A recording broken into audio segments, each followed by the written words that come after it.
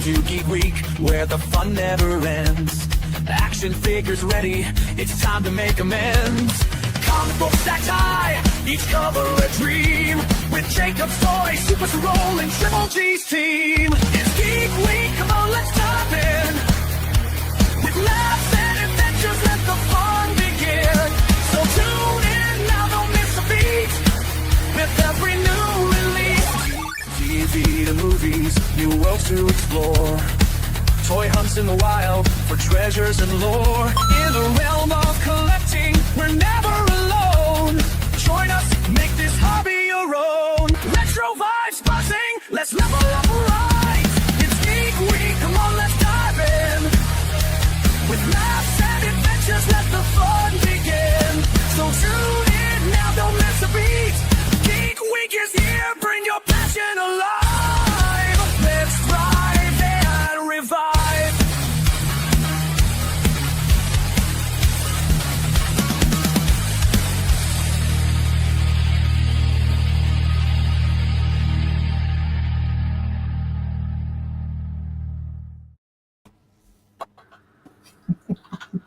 Hello! Welcome back to Geek Week's episode 191 with me, Jacob's Toys. Of course, wonderful one and only SuperSorrell, and our third man in the room, Mr. Tripe G Comics. If you're watching live, then please do join in with the chat. We're going out across at least 3 channels tonight, going out on all sorts of different places, so we try our best to keep our eyes on the comments, but sometimes they come through thick and fast, so we'll do our best, but do join in with the conversation. And we'll keep it going. If, however, you are watching it on catch up, like a lot of you do, Mr. Sorrell, what is it that he's put in the chat? Hashtag catch up crew. There we go. There we go. Episode 191. So it's the first kind of show in our fortnightly regime. How are you gents doing? How's your fortnight been? I'm good, man, but I think you need to turn your microphone On. Yeah, probably it's not. I think it's picking up from your webcam. It's not picking you up through your mic. Hang on a sec. I just thought that was my old ears. I just thought I'd lost another few decibels of hearing. Technical. Give me 2 secs. Yeah. I've been good. I've been canny. Me and Sorrell have done a couple of bits and bobs together. It's been a fun couple of weeks. Lots going on, isn't there? Lots of exciting toy and movie and geeky news. So yeah, been good stuff.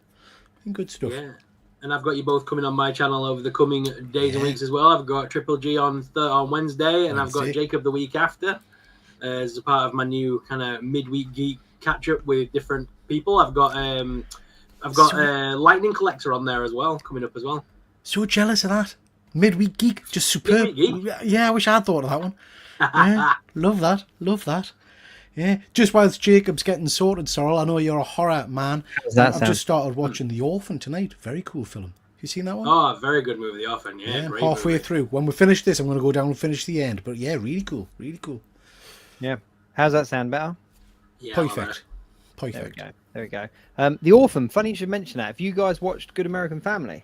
So that's why we've watched it. My wife mentioned that the dramatization, isn't it? And then someone said the Orphan movie was kind of, I don't know, based on it or whatever. So we'll watch the Orphan movie, or start watching the Orphan movie first, and then we're going to watch that nice other dramatization. Yeah, I just caught the end of your midweek geek promo there. Sorry, that's going to be fun. That's going to be good. Yeah, that is going to be so very cool. I'm going to be chatting about different things with each of you. So I mean, like with Pete, we're going to talk 80s. We're going to talk Thundercats, He-Man, especially all those new leaks that just came out. With Jacob, we're going to talk why we moved away from Hasbro, maybe, and moving on to how you got into your Mandollies and so much more. Yes. And then I've got Lightning Collector on Top Power Rangers as well. So I'm looking forward to that. I've got three very good guests for the first 3 weeks of the show. Nice. Sounds good. Let's give a couple of shout outs quickly to people in the chat, because the chat's been going off since before the show.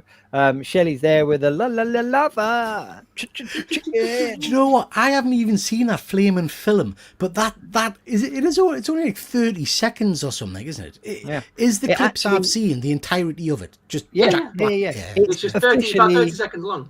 Yeah. It's officially the shortest top 40 entry in the UK charts. It went into the top 40s. It's like 36 seconds. I'm a bit older than you guys. I've got no interest in Minecraft in the slightest. But that 30-second clip has got us wanting to watch the film. It's a good bizarre. film. It's a good I'm going to have to film. watch it. Yeah, It's I'll give fun. it a go. It's fun. We've got Joby1, the Hip Hop Jedi, a long-time viewer of the show, in the chat there. President says he's going to put tariffs on whatever country Mattel moves manufacturing to. Did you see that Trump actually referred to Mattel as a country? Thought it was a country. Yeah, like We don't talk Alderon. politics on the show, but that was good fun. That was good fun. But yeah, it said if Hasbro, I wonder if they're trying to shift their manufacturing. Yeah, maybe. Who else we got here in the chat? Let's scroll down.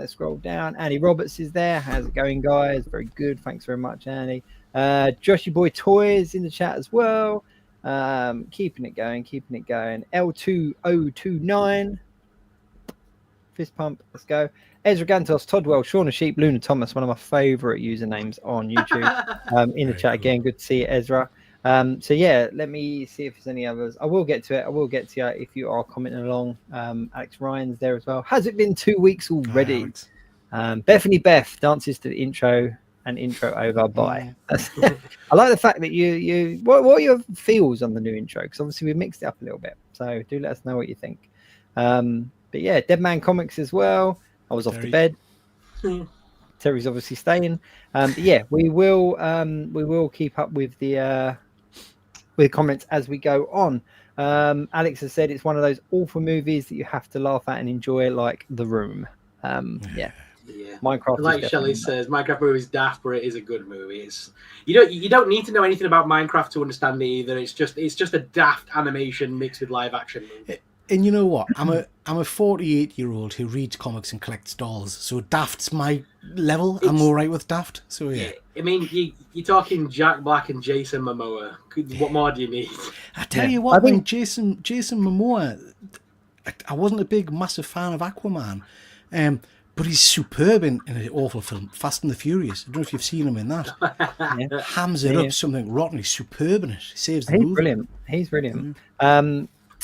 What really makes me laugh about that movie, though, is that it got a lot of stick, didn't it, originally? Because everyone was like, well, that doesn't look like Minecraft. Like, how can they make Jack Black Steve and all that kind of stuff? But yeah, it was good. Shelley said the new intro is awesome. Thank you very much. Bethany Beth said, oh, there we go. Bethany Beth said that the old intro is still number one for me at the moment. Yeah, I get that. It's got that retro vibe to it. But, you know, we got to progress. Lone Dragon's coming. I love it. There we go. Lone Dragon. This is the first toy collector live stream I found. You monkeys dance well and you might get a shiny like and or sub. We appreciate that. But yes, we are a toy stream today. In this week's thing, we're going to talk about the top 5 toy pickups of 2025, and of course we're going to go back and take a look at Star Wars Day, because of course May the 4th was with us. See like what I did there? Was with us. Let's talk Star Wars quickly. Star Wars Day. Let's do that one first. Yeah, because it's not going to take us long, really, is it? It were a bit shit. Yeah, there wasn't a lot. You know what? I think the sad thing is that I was really tempted by a Star Wars Celebration. We were talking about this last week, weren't we? About the Japan trip and everything like. I was really tempted by it this year, but I don't know. It didn't seem to be all that. It feels like it was a bit of a wet fart. Do you know what I mean? It didn't seem there wasn't a lot of excitement came from it, to be honest. I hate to admit it, but I've not even started Andor yet. So I'm the same. I was just going to say, I was going to confess to you guys, I'm a bad Star Wars fan. I haven't done Andor yet, and I haven't done there's a new animated thing just come out as well. Tales of the Underworld, that's amazing. Yeah, I've not watched that yet either. Yeah, I need to get up with it. Anytime there's a CG animated Star Wars thing, I'm all over it on the day it comes out. I love the animated stuff. The only thing from Star Wars Day from May the 4th that really did tickle my fancy, and I know we're not doing politics, but was Trump's post about I mean, he literally gave himself a red lightsaber. Do you know what I mean? It's a come on. Yeah. But yeah, that was the only thing that I thought was great. And I love the fact that I forgot his name. There's a late night talk show host in America, and he kind of said, "Remember, he's a Sith Lord, and they always come in twos." Yeah. So who's the other puppet with him? Very true. Very true. Alex Ryan said Andor's very slow paced. I appreciate that. I did wonder because they're dropping like 3 episodes a time, aren't they? So they're kind of giving us given us quite a bit. But I Shall think we I'm just say going to it's wait really and then good, just though? binge it. But season 1 was slow paced, but it was just phenomenal. I mean, I am a Star Wars fan, but again, don't shoot us in the chat. And Lone Dragon, if this is your first time, don't jump just because I'm saying this. But I am a Star Trek man more than a Star Wars man, I have to say. I like the kind of the more detailed storylines, I guess. Andor feels more like Star Trek to me. It's more thoughtful, it's more political, it's more... I loved season 1. Absolutely loved it. And I was at Celebration in London. Don't think either of you guys managed to get, did you? No, I didn't but go. they did the in the middle of the centre, they did the what do you call them, the prison scene with the jumpsuits, all the orange jumpsuits, the white jumpsuits and everything like that. And they ran throughout the entire convention. There must have been about 200-300 people all in the same outfit. It was just superb. Amazing. Speaking of toys, though, Shelley did say she purchased too much Star Wars on May the 4th, fell down the vintage collection rabbit hole. There was definitely a good offering for vintage collection with the, some of the carbacks and stuff. But I don't know. For me personally, my Star Wars collection's kind of thinning out a little bit. Like it is thinning out a little bit. I've got a handful of kind of Siths and stuff from the Black Series line, but they just look a little bit... For me, the Sith need to be really menacing looking and really kind of over the top. And when I've got kind of little Black Series figures next to my 1/6 scale Batman and stuff, they just don't look that menacing. It's interesting for me. I've got a few 1/6 scale Star Wars figures. I've got Vader and I've got Boba Fett and things like that. But you guys know, I don't tend to collect newer figures like your Black Series. I tend to go back and get vintage figures. And I was just thinking, when you were talking there, I've got figures from all of my childhood, from all of my main series, my Thundercats, my He-Man, Visionaries, Centurions, all that kind of stuff. I don't think I've got one vintage Star Wars figure, and I don't know why. I've just never picked them up. No, and they're plentiful. Every con you go to, there's tons of them. So I don't know why I've never been drawn to grab a one. It's weird. No. I don't know. My Star Wars collection's definitely thinned out, and I don't know. I want to get a 1/6 scale Vader. Like that's kind of what I've got my sights on. Nice. But there's a few variants now. Isn't there? Do you think it's because we were born that little bit later? So like the idea of Star Wars when we were growing up was it was your daddy's toy. You know what I mean? That was your 70s. That was your it's outdated. We grew up in the world of He-Man and Turtles and all the big muscly Arnold Schwarzenegger Stallone types. You know what I mean? We grew up in the steroid infused era of the 80s. I think you've got something there, Sarah, because I think, and again, Star Wars collectors don't shoot us. But when I think about the toys I loved most, whether it's, like I say, your Transformers or your Centurions with all the bolt-on bits, or your Mask, your vehicles from Mask, a lot of the Star Wars figures were pretty Billy Basic. Not a lot of articulation, not a lot of detail. We mentioned a similar thing like on shows weeks and weeks ago. I think it was when we had a guest on. I can't remember, but like for me, the Star Wars figures were the stuff that you found at boot sales because they were that little bit older. You would find them at boot sales, and they would be like 10 for £1 because people were just like, yeah, these are old toys. And then it was only when they kind of flicked over into the real collector side of things that you couldn't give them away because they were just old basic figures, and they weren't as good as the kind of figures that were coming out in the 80s that had kind of muscles and weapons and accessories and stuff. They were seen as, like Sorrell just said, they were seen as old toys. And, I think I pinch myself now for the amount that I walked past at boot sales and that I passed up on for like freebies and giveaways and stuff. Like, it'd be ridiculous to sort of think how much you could have collected back in the day for such a little price.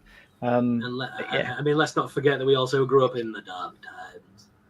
Yes. The dark times of Star Wars. We grew up in that era, so yes. But then, our friend Ryan, Ryan's a big vintage collection, and he's a little bit younger than us. So it's not that I don't think it's necessarily an age thing, but there's definitely something there. There's definitely something there as to why some people love them and some people don't. Good segue, because Ryan is also going to be guest number 4 on the Midweek Geek, just to put it out there. That's it. That's it. I feel like a bad collector now that I've acknowledged that I haven't got an original vintage Star Wars figure. So I think I've got a few toy cons coming up over the next few months. I think that's going to be my mission. Because I like to buy in the wild. I don't like to buy off eBay. I might go and try and find myself an original Star Wars figure, a decent one. Yeah. Well, I think my Star Wars collection will probably grow again in the next few months because I'm going back to Disneyland Paris, and I know there's going to be thousands of Star Wars and Marvel shops. So I'm pretty sure I'll walk away with a few vintage and legends. I'm pretty sure. Yeah. My favorite pickup from Disneyland Paris was my Spider-Bot. That's like up there, you know, like the can't wait to see that. on the it's one of the rides, isn't it? Which ironically, it's like the Web Industries or something like that, but it's the same company that's mentioned in the animation in the recent what was it called, like sophomore year or whatever it was called. Friendly Neighborhood Spider-Man. I've still never seen the Friendly Marvel Neighborhood. Yeah. But but it's the same kind of company, but it's run slightly differently. So in Disneyland Paris, the ride has Tom Holland like there, and he's kind of at Web Industries and stuff. But the little spider bots are kind of massively part of the ride, like they're all over the ride. And then when you come out into the gift shop, you can buy them. And the best thing about them is you can buy like bolt-ons. So you get your standard spider bot, but then you can buy like an Iron Man pack or like a Black Panther pack, and like it clips onto the legs. And so I bought the standard spider and then the Iron Man bolt on as well, so I can turn it into like an Iron Man spider. But then I got all the way back home from Paris, unboxed it, got it out. I was like, this is wicked. It's a little remote control. It goes forwards, backwards, and all that kind of stuff.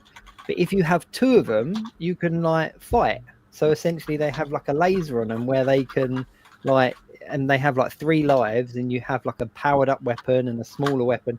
And so it does all this fancy stuff. But if you have 2, you can battle them. And I was like, oh man, I should have bought 2. Cool. Very cool. But yeah, it's definitely worth picking up. They're not that expensive as well. I think they're about 50 quid, I think, for like an RC Marvel thing. So just turning back to the chat for a moment as well. We've got Red and Blue Studios in the chat. Hello, Red and Blue Studios. How you doing? Nice. And also Geek Strong has joined us as well. Geek Strong. Hello, dude. How you doing? Nice. As well, Joey B1 said, speaking of Star Trek, Nacelle Toys has some pretty amazing 6-inch scale Star Trek figures coming. I've got to admit, I will probably get a Spock for the shelf. I probably will get a Spock. You reckon? Yeah. The Vulcan inside me wants the Spock. Yeah, it's a nice figure. Yeah, they've got some great figures. See, I'm more into the ships, so I've got I think it was Playmates. I've got an Enterprise D, which is just phenomenal, absolutely phenomenal, light and sound. You know, love it. With your accent, you really need to emphasize the word ship. Ship. There's a P in that word. There's a P. It does sound like, I really like the shits. Was it Playmobil that did the big? Playmobil did a massive one. Yeah, they did a massive Enterprise. They've got some awesome stuff out of Playmobil over the years. Now they've got they've built the A-Team van. They did the DeLorean. They've done James Bond's car. They've done all sorts. It's ace. You know, I'm really surprised that they haven't got a bigger kind of adult collector following, like the Tribe online. Like, yeah, just because they have all these ships. Like, you could build a really good display with all of the cars and stuff that they've produced. And Shelley's breaking my heart there by saying when she was at DLP in September, there was hardly any action figures. Shelley, please tell me the Builder droid is still there. Please tell me that I can still build a little droid. You know what? 3/4 inch droids, because I love them things. I'm actually with Shelley. There wasn't actually that many. And I mean, I went back in 23, but I remember thinking that there wasn't a huge amount of action figures.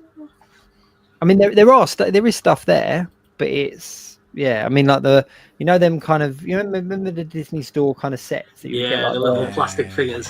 They're everywhere. Like, where you get like sort of like 10 or 15 figures, and I was just like, But then when we went to, was it Paris? Yeah, it was Paris, and they had like all the Star Wars ride and everything, so you could get all the ships and stuff for the different Star Tours and stuff like that. So, there's stuff. There is stuff. Alex is saying in the chat there that a rumour has it Lego are going to do an adult Enterprise set at the end of the year. Now, I'm not a big Lego man because I've got big, fat, chunky fingers and I kind of cope with it. But I have to say, if there's an Enterprise, I might have to get an Enterprise. You know what? The last big Star Wars Lego set I built was the Falcon that they did, the big like £700 one or whatever. Like, I built that a few years back, and it was so big. like beautifully done, but so big it took up so much space on my dining room table that I was kind of like, well, I need somewhere to put this up, and I didn't trust any kind of wall mount. Like I looked into it, and there were loads of different wall mounts, and I was like, no, if this falls, it's game over. So I just people. The last Lego set I got, I think I've told you guys about it, was the Optimus Prime, because I'm obsessed with Optimus Prime. And it was relatively pricey, about 150 quid or something like that. And people kept saying, it's dead therapeutic. You'll love it when you're building it. It's dead relaxing. Was it? Hell. It was like torture. I hated every second of it. And then this weekend, I've been sorting my shelves and moving stuff around and things like that. And I just brushed past it, and 3 bits fell off. And I was like, oh, come on. That's just not for me. Since I built it, I now understand the Lego movie more. I understand why you should glue your pieces together. Because no, never glue it. Never no, glue no. I'm gluing it. Never glue Lego. Oh, sacrilege. Is that Optimus Prime behind you covered in Craggle? Yeah, Craggle. Yeah. Alex Ryan there, like £1,000 Lego Death Star is out this year, the biggest set to date. That would be insane. I wish they kind of scaled it to the Falcon, though. Can you imagine that? As a set? It would cost tens of thousands of pounds. Just want to say hi to Gemma and Kenneth as well. Thanks for joining us. Appreciate it. Gemma, £1,000 for Lego is mad, but isn't it? The price of Lego is ridiculous. You know what, though? What I will say is that if you keep it well and you keep all your books and that kind of stuff, it just holds its value. And especially with sets that become discontinued, like sets will become discontinued after a certain amount of time, and people will still want them. They will still chase after them. So I've got a pal called Andy, Perpetual Comics. I got his name right, Perpetual. I never can say that usually. But he collects Lego sets, doesn't open them, but he puts them in the loft, and he makes good money reselling them down the line because he's worked out. I think there's websites and stuff that show you, but there's good money to be made in Lego sets, particularly the ones with minifigures that go like rare minifigures and things like that. The price increase in them is quite impressive sometimes. Yeah.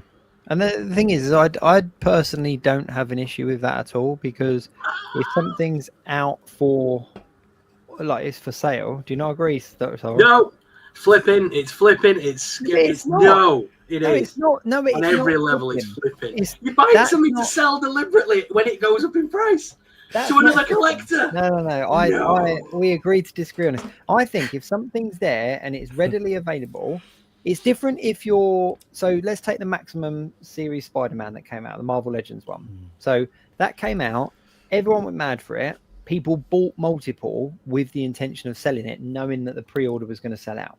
So then the market was scarce. There was no action figures to be had. And then people were automatically, straight away, putting it out for a high price because they knew people wanted to buy it, missed out on the pre-order, and would pay that higher price to get it. That, to me, is the definition of flipping or scalping, or however you want to do it. Whereas with Lego, because the sets are available for such a long time, they're out for a number of years and then they're discontinued. If you've not bought it in that time, it's no longer available. It's like a comic book, for example. A comic book that comes out on a certain date, you're not going to sell a comic book for the price that it was at retail if somebody wants it 5 years after it was produced. The comic book price is going to go up. So with Lego, I think there is that slight definition there, that slight difference there. It'd be different if it was a pre-ordered set that was limited to 1,000 and someone bought 50 of them with the intention of selling. 100% that's flipping. But if you're investing in Lego, you're going out and take the Sanctum Sanctorium, for example. That's discontinued last year, I think it was, but it's still on the shelf at Smith's at a reduced price. So they've reduced it now. It's 20, 30 quid less because they need to shift it because it's discontinued. It's been sat on their shelves for however long. If somebody went and bought 3 of them and put them up in their loft for however many years and then got them down to sell, that I think that's perfectly okay. That to me is, I see Lego very much like comic books and trading cards. There's only one way to solve this: fight. But yeah, that's how I see it. That is how I see it. Yeah. But there we go. Joby one said, would it be bad to buy a duplicate HasLab to resell? Lots of people do. This is a slippery slope that we're going down here. This is a slippery slope. Yeah, lots of people do, don't they? See, that kind of falls to me in the same category as I don't know really. It's not like my Lego. It's not flipping Lego if you buy it and sell it down the line, because it holds its value. Same as comic books. That's how I see it. I ain't got a bottle of water to flip while I'm sat here. Damn it. But then comic book selling, would you class that as flipping? So Depends. I think it If depends. it's an old book that you're selling because it's like a slab or a first appearance or whatever, it's out of print, it's not going to be back in print, that's fair enough. But when you've bought something off the shelf to deliberately stick on eBay for a higher price, that's flipping, because it's in limited numbers. So there's that element. I agree with you on that one, Sorrel. I think if you buy a book because you love it and then you fall out of love with it and sell it, that's a different matter. I think if you buy it or buy a large number of them purely to then sell for a higher profit, then that's flipping. But I also strongly believe in trying to make the hobby pay for itself. So, if you're doing that to try and get something that you really want, then I'm flexible with it. See what was started here? This was just a Lego chat. Okay, so if you had the money to purchase 3 of something, I do.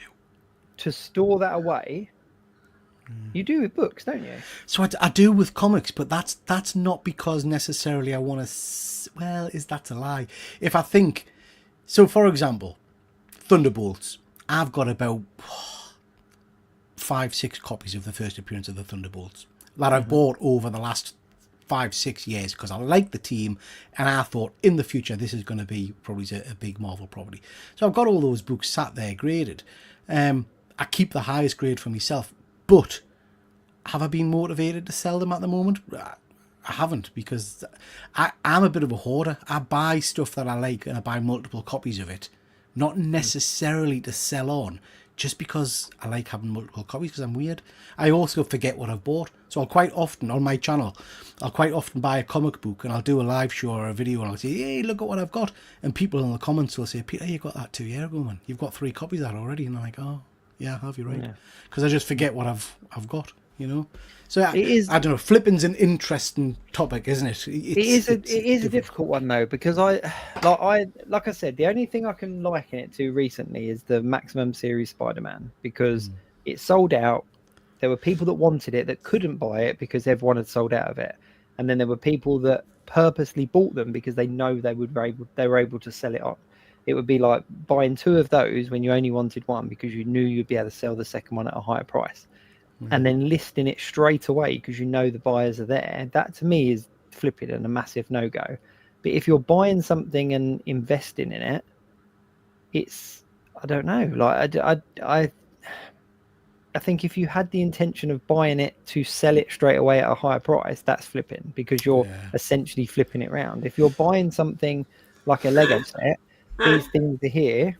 And Andy, you've started this. We've been talking about it for about 10 minutes and it's all your fault, mate.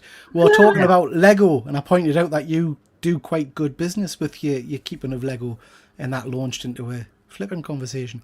But yeah, I kind of agree to that. I don't think it's flipping as such. I really don't. I think that, but with Lego, I really don't believe it's flipping, because those sets are sat on the shelves for a number of years. But things like a Millennium Falcon, a Sanctum Sanctorum, all those kind of stuff, they will always be popular. Yeah. There's lots of comments there, Jacob, about HasLabs and how they're good investments. Absolutely agree with that. I came into HasLabs too late. You guys were probably more aware of it than I was back in the day. Absolutely devastated that I missed the Unicron, and now that's obscene money. Obscene money. I would love the Galactus as well. Not so bothered about the Sentinel, but the Galactus is an amazing figure. But that's like 600-700 quid or something. So let's take HasLab as an example then, right? Is to squash this kind of flipping, not flipping thing. Okay, so you buy a HasLab because you're invested in the property. So I bought a Sentinel when it came out. It was the first Marvel HasLab. I was all for it. I was very happy with it, all the rest of it. I then scaled down my Marvel Legends collection, and naturally my Sentinel went. So did I flip it because it sold at a higher price because of the market? No. because you bought that for yourself with no intention to flip it originally. What I'm talking about is someone going into like a store, picking 2 or 3 of something off the shelf, then whacking them on eBay. That's flipping. Which and I that's agree what with. some people do. A lot of people do. Which I completely agree with, and that's why I think Lego is slightly different, because it's not a case of you. Like if I went to Smith's tomorrow and bought the Sanctum Sanctoriums that they had on the shelf now, I could spend 500 quid and pick up the 2 or 3 of them that are there. If I put them on eBay tomorrow night, I wouldn't get any more. I'd probably get less than what I paid for them on the shelf. But if I put them away, potentially there's going to be a desire for those later on. What are the toy brands, figures, or whatever are good potential for flippers? So Lego's one, HasLab's potentially. Now. But I don't know what other ones there are. Do you know what I mean? I don't know what other Which figures kind of generate money like that. Which ones? What action figures? No, that's what I'm saying. I don't know. I don't think there is a flipper market, is there, for figures? Yeah, there do you think? So like Funko, you can like Funko. If you get hold of special edition ones, one with the stickers on, if you hold on to that for a few weeks, then whack it on eBay, you are going to sell it for a higher price because everyone's run out of them. Like there are people that basically bought multiple of the Terrifier pot because they knew it were going to sell out at the moment it came out. Yeah. So they got 1 for themselves and 2 more for the cupboard, and then about a month's time, when Funko have sold out, whack them all on eBay. And now you'll find they're on eBay for 60 quid a pop. Yeah. It's just what people do. Yeah. It's just one of them things. Yeah, and it's interesting. It's in the comic market. I'm not an angel. I mean, I've got eBay. I'm not an angel. I do sell things because I open so many blind bags that obviously if I pull a chase and I've got 2 of the chases, I'm going to sell one, and it's going to be for higher prices. You know what I mean? So I'm not an angel. I'm not sitting there all. How dare you? How dare you? So I'm a comic book man mainly, and I think one of the things that winds us up probably more than flipping is manufactured scarcity. So when they do a limited cover and you've got some of your big YouTubers and things saying this is going to be the best thing ever, it's limited to 1,000 covers and blah, blah, blah. And they're basically generating higher prices. And 9 times out of 10, a years down the line, nobody gives a crap about that cover. Do you know what I mean? No. But it's just pure hype. Pure hype. Yeah. Shelley, last comment on Lego there. Shelley's made the perfect point. Lego goes up in value when the set retires. So if you know a set's retiring, you know it's not going to be on the shelf, you go and buy it, it's naturally going to go up in value because it's no longer produced. And I think that's where Lego kind of falls into that kind of grey area as not flipping sort of thing.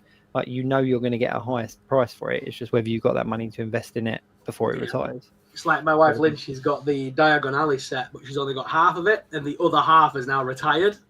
So she can't get it, and we've went to Brickfest at Doncaster before I went in hospital.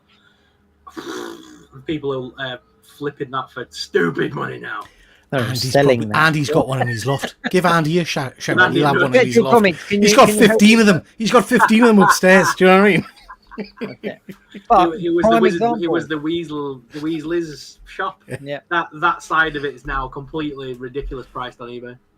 Yeah. Joby one said, look, the Shadow Squadron set went on clearance in stores and now costs more than £200 on the aftermarket. Wow. I think that a lot of the flipping kind of died out before the 2020s, in my opinion, because for me personally, I was going to say, for me personally, with like Marvel Legends, there were ones that were really hard to get hold of. So a lot of the things like the Target exclusives, the Walmart exclusives, all that kind of stuff were really hard to get hold of if you're a UK collector, and therefore you buy them and you would pay a higher price, or you'd pay imports, or you would know somebody in the States that could get them over to you, and then you knew that would sell for more. So prime example, like Juggernaut Rogue was a chased after figure because it was Rogue in a kind of classic costume. She came out in 2016, 2017, something like that. So a lot of newer collectors wanted a Rogue, wanted a classic Rogue. She was going for nearly £100, like loose, like without accessories. People were paying this kind of money. And then Legends kind of mass-produced more figures, and there were more and more figures coming out every year. And then all of a sudden, you had 2 or 3 versions of this Rogue. You had an animated version. You had a card back. You had a classic card back, all these kinds of... That original one now goes for like pennies, but so it really did change. I think it's very hard to flip certain figures now. You know, especially. So have you not seen that guy on TikTok who basically goes into Smith's, goes to the clearance aisle? He's got an app on his phone, and he just scans the backs of the He-Man toys, the Pokemon, and basically works out that with Amazon drop shipping, he can basically make this amount of profit from these figures, and he doesn't even have to do anything. All he has to do is send them off in a big box to Amazon. They take care of everything. And he's buying from Smith's at discount to sell full price on Amazon. And Amazon are just accepting that. I think that's it's so weird. I don't like it. No. Yeah. But that's an interesting one, though, because Smith's, like, we've talked quite often about Smith's because we've both got one local to us, and you'll be like, oh, I've just seen this in Smith's for this much. And then I'll go into mine. I'm like, nope, they haven't even got them on the shelves, or they're still in full price. So I think it's all a bit different. You know, in regards to kind of location, and so I don't think it's right, but I don't know. There's Andy's saying in the chat there that a Millennium Falcon paid for his family's holiday in 2019. I mean, that's good going, isn't it? That is good going. You know what? I've got to join with him on this one because I said I had it, and it was too big for my house. I took it apart brick by brick, rebagged it, reboxed it, and it paid for tickets to Florida. Wow. Like we were going out to Florida already, and I paid for our park tickets on the money that I made off of it. And I didn't buy it to do that. Yeah, I was just kind of like, well, if someone's going to pay this, I put it on eBay at the starting bid as the normal retail price, and it went up and up and up. And I was like, happy days. Very cool. So there we go. Sorrel and Perpetual Comics. Have you met? We've been on a live stream together with Geek. Yeah. I'm not sure if we've ever met in person, though. Maybe. I don't know, mate. It's a small country. Yeah, it is a small country. Bigger than the country of Mattel, though. Let's be honest. Yeah, that is very true. That is very true. Yeah.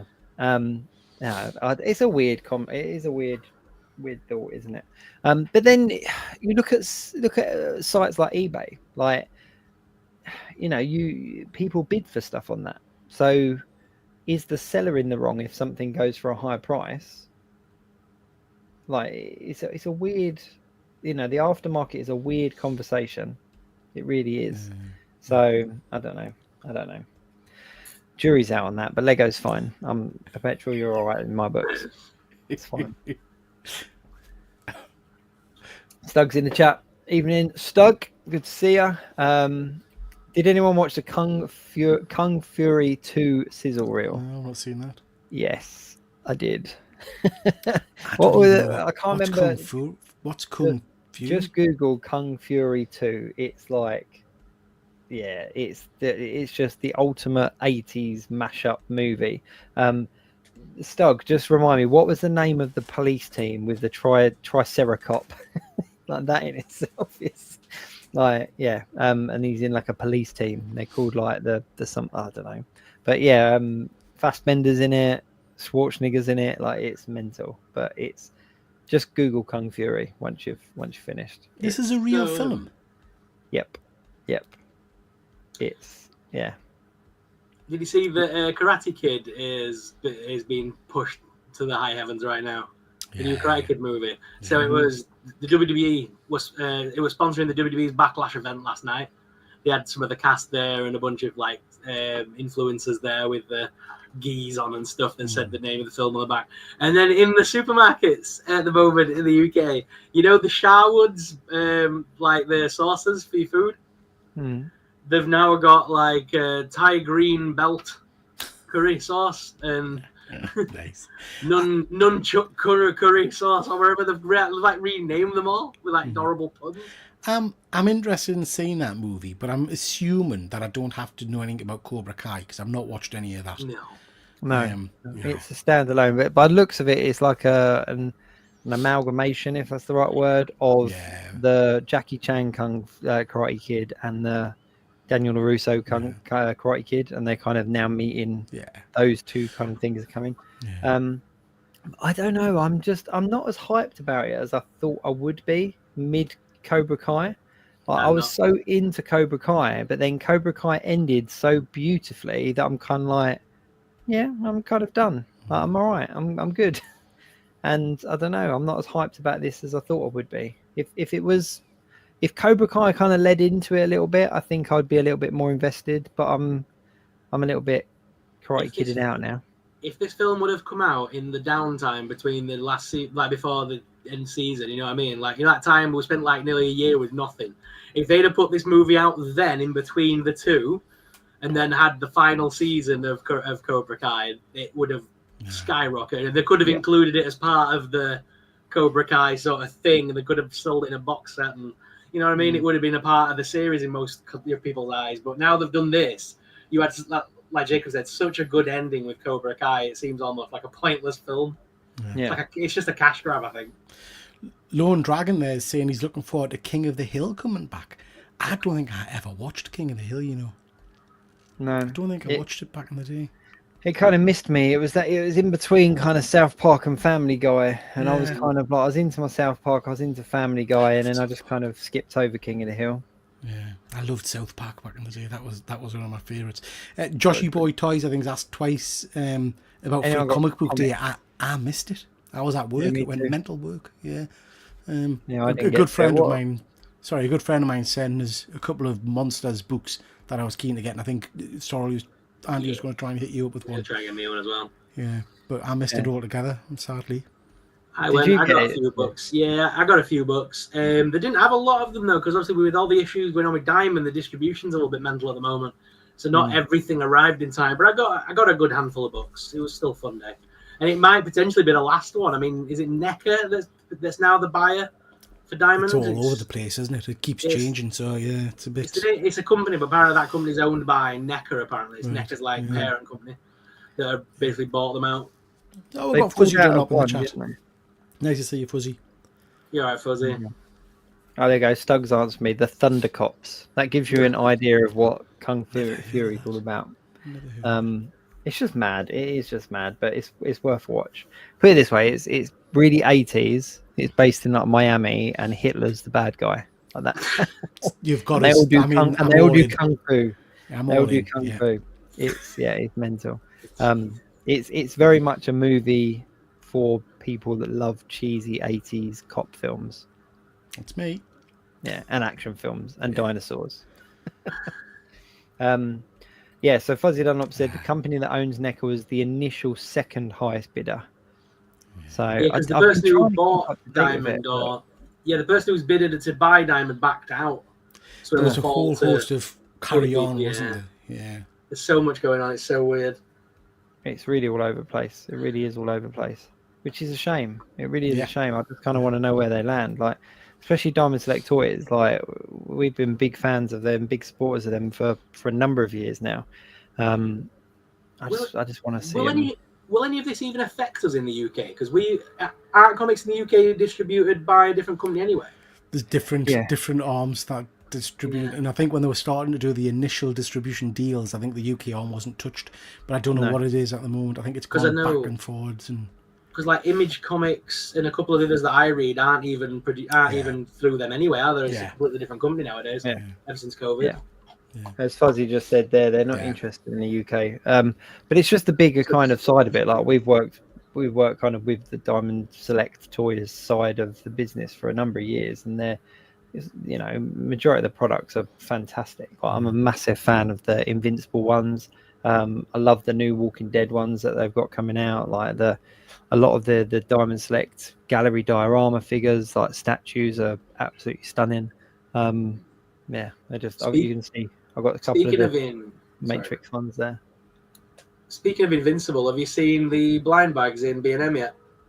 Oh no, I saw someone put an advert on last week or something. I went and I couldn't see any anyway. Are they in some of our shops now? Are they? Yeah, £4 a piece. My store's got them, and you can kind of feel who's in the bag, so you can kind of get a full set quite easily. Are they figures, or are they kind of like Funko-y type figures? I will show you because I've got some. One moment. Here we go. Yeah, why are you grabbing one that I can actually just reach? That this is one of my. I've got the full set of these guys. So I've literally, for show and tell later on, I've got them to show you as well. You got the whole lot. So I mean, we'll do it now if you want. So this one was sent to me by Diamond Select, And I think you guys got some sent here as well. And I absolutely loved it. Just fell in love. So I've literally picked up the other 3, and the other 2 have come this week. So I've got all of them. The only thing I'm going to moan about, because I think these are absolutely stunning statues. They're beautiful. They are absolutely stunning. Oh look, that's the same one. Yeah. And I got these for a real good price. A real good price. But the only thing I want to moan about, right, is if you want to display them all looking at you, you've got to have this bloody ugly, because they're designed to clip together, so it's like a circle with them all kind of back to back. Have you not opened Donatello yet? No. Watch. So he right. now flips around. Right. So he's now facing him. Right. So yeah, you can shift it around. It's not very well known, but Donatello is the only one that comes off. Right. And obviously, if you're going to have them displayed that way out, he's already set up like that. But if you're setting them up, Donatello goes at the back of the square. Yeah. And then you can see where the others go, and they all slot in around that, and they make a really nice, like, all go together. But you got him. I've got them all. Yeah. You're right. Yeah. Oh, fantastic. Oh, I'll have a bit play them. But these are stunning. Yeah. I absolutely love them. They're my favourites. I really love them. And especially, like I said to Diamond, I said, like, the thing I really like about these turtle ones is, as a 1/6 scale collector, these aren't far off. Like, when you look at turtles kind of in comic books and stuff like that, they're usually about kind of 5 foot in comparison to humans. They're a little bit shorter. So for me, these scale really nicely with my 1/6 scale. So that's exactly why I got them. These were never on my radar. I got that one free from Diamond. Sorry. They're about 1/6 scale. I was never going to get a set of 1/6 scale turtle action figures. These just hit that point for us. Like I say, I think the retail for around about the random prices again, 80 to 100 quid or whatever. I got 2 of them from a UK comic book guy who was just selling them for 60 quid for a pair. So I only paid 30 quid per model. So very, very pleased with them. They just came this week. Yeah, that's really good game. No, they're superb. And just really well sculpted as well. Yeah, my only drawback with them is that I would like to display them as the setup, as the rooftop diorama, but it's just too big. It covers too much things. So I've now got a separate shelf actually above my camera here, and I've just got all 4 of them in a line. That's what I'm going to do. Yeah. Because to have them awesome. Have them set up, you need a 360 view, so you need them somewhere where you can literally walk around it, or else you're looking at 2 of the backs, which is pointless. Yeah. But no, they're good. They are good figures. All right, so should we kind of lead into our top 5 toy pickups? Oh, look at them. They're pretty cool. That's the little figure. They are like mystery minis. But you can get the full set in B&M right now.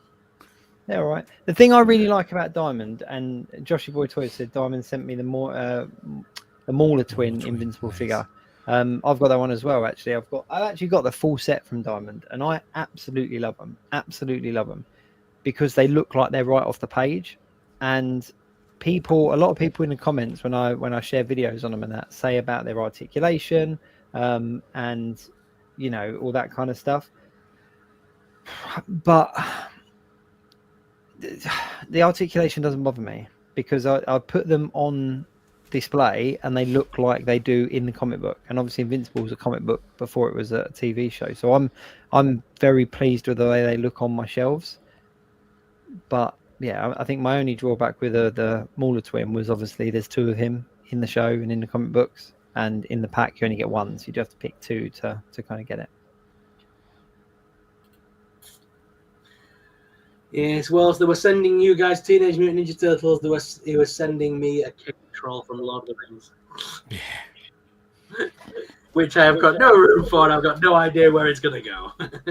Where the damn I did have my eye on that. And well, it's in scale with the 7-inch figures, so you can stand Legolas on top of it and have him with the bow pose. just like in the film, and that means the troll's like this. It's friggin' huge. Yeah, it's massive. Cool. It is massive. And he's just saying that he's a big fan of Oogie Boogies, and he spent days feeling mystery blind bags looking for an Oogie Boogie in B&M. Not the weirdest sentence he's typed this week. Yeah. See, Diamond Select again. The Oogie Boogies from the Diamond Select, it's like the Nightmare Before Christmas Diamond Select line was phenomenal.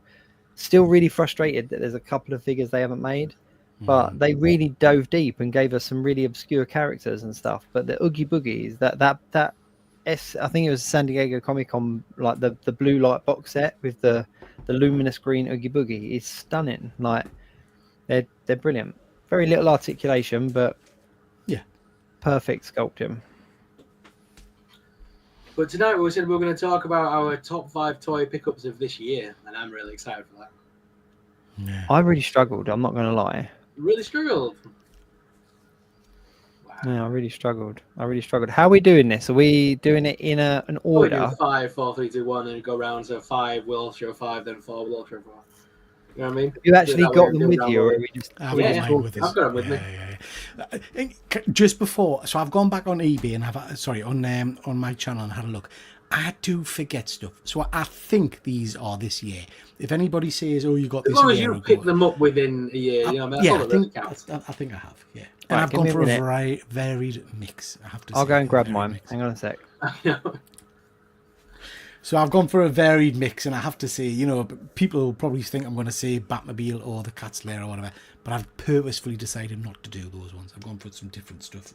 Okay, I've gone for a good mix of things that kind of represents what I do, what I collect. So yeah, I've got a good 5 here. I'm sort of looking at them like these really are the top 5 of my collection. Yeah, I've picked 5, but I have to say I didn't expect I have to put them in order, so I'm going to have to think about that as we go through. But yeah, good mix. Lone Dragon, you don't have to watch it 3 tabs, dude. We appreciate that, but I mean, you can have it in the 1 tab. That's fine. There's no favoritism here. We're all friends. I think his comment earlier about how dare you, it made me sub to comment. I'm pretty sure that's my channel. I'm pretty sure. Oh, right. I'm pretty sure I have it subscriber mode only. Lone Dragon, I don't think we've seen you in the chat before. Whereabouts are you from, mate? Are you UK based, American based? And what's your collecting habits? Are you toys and comics, or just comics or toys? Or let we know. Same for everybody else in the chat. Let we know roughly where you are from and what your penchant is. Is that the right word? Penchant for collecting is. Alex there says I'm either Legends, Multiverse, Mafex, or SHF, and usually DC or Marvel. Yeah, see, I need to get into the Mafex and the SHF stuff. I haven't got any of those figures, but some of them just look stunning. You know? Yeah. My number 1 collectible for 2026 from loyal subjects is My Pet Monster. Oh, I want that so bad, Beth. Is that the kind of the re-release of the original, the big teddy bear with his chains on? Yeah. Andy's just subbed to the other lads' channels. Peter will tell you that's not like me. Absolutely not. Andy's not even subbed to my channel. He just comes on and abuses us now and then disappears. Yeah. Alex, near Wimbledon, not far from London, all Forbidden Planet. Very cool. Nice. Job, my favourite figure this year so far is the Black Series Celebration Ronin figure. I want that so bad. It's on my list. It's on my list of things to get. I'm from the future and I collect unhappy souls. Lovely Fuzzy. Thank you for that one. I love Fuzzy so much. The thing is, he's not joking. No.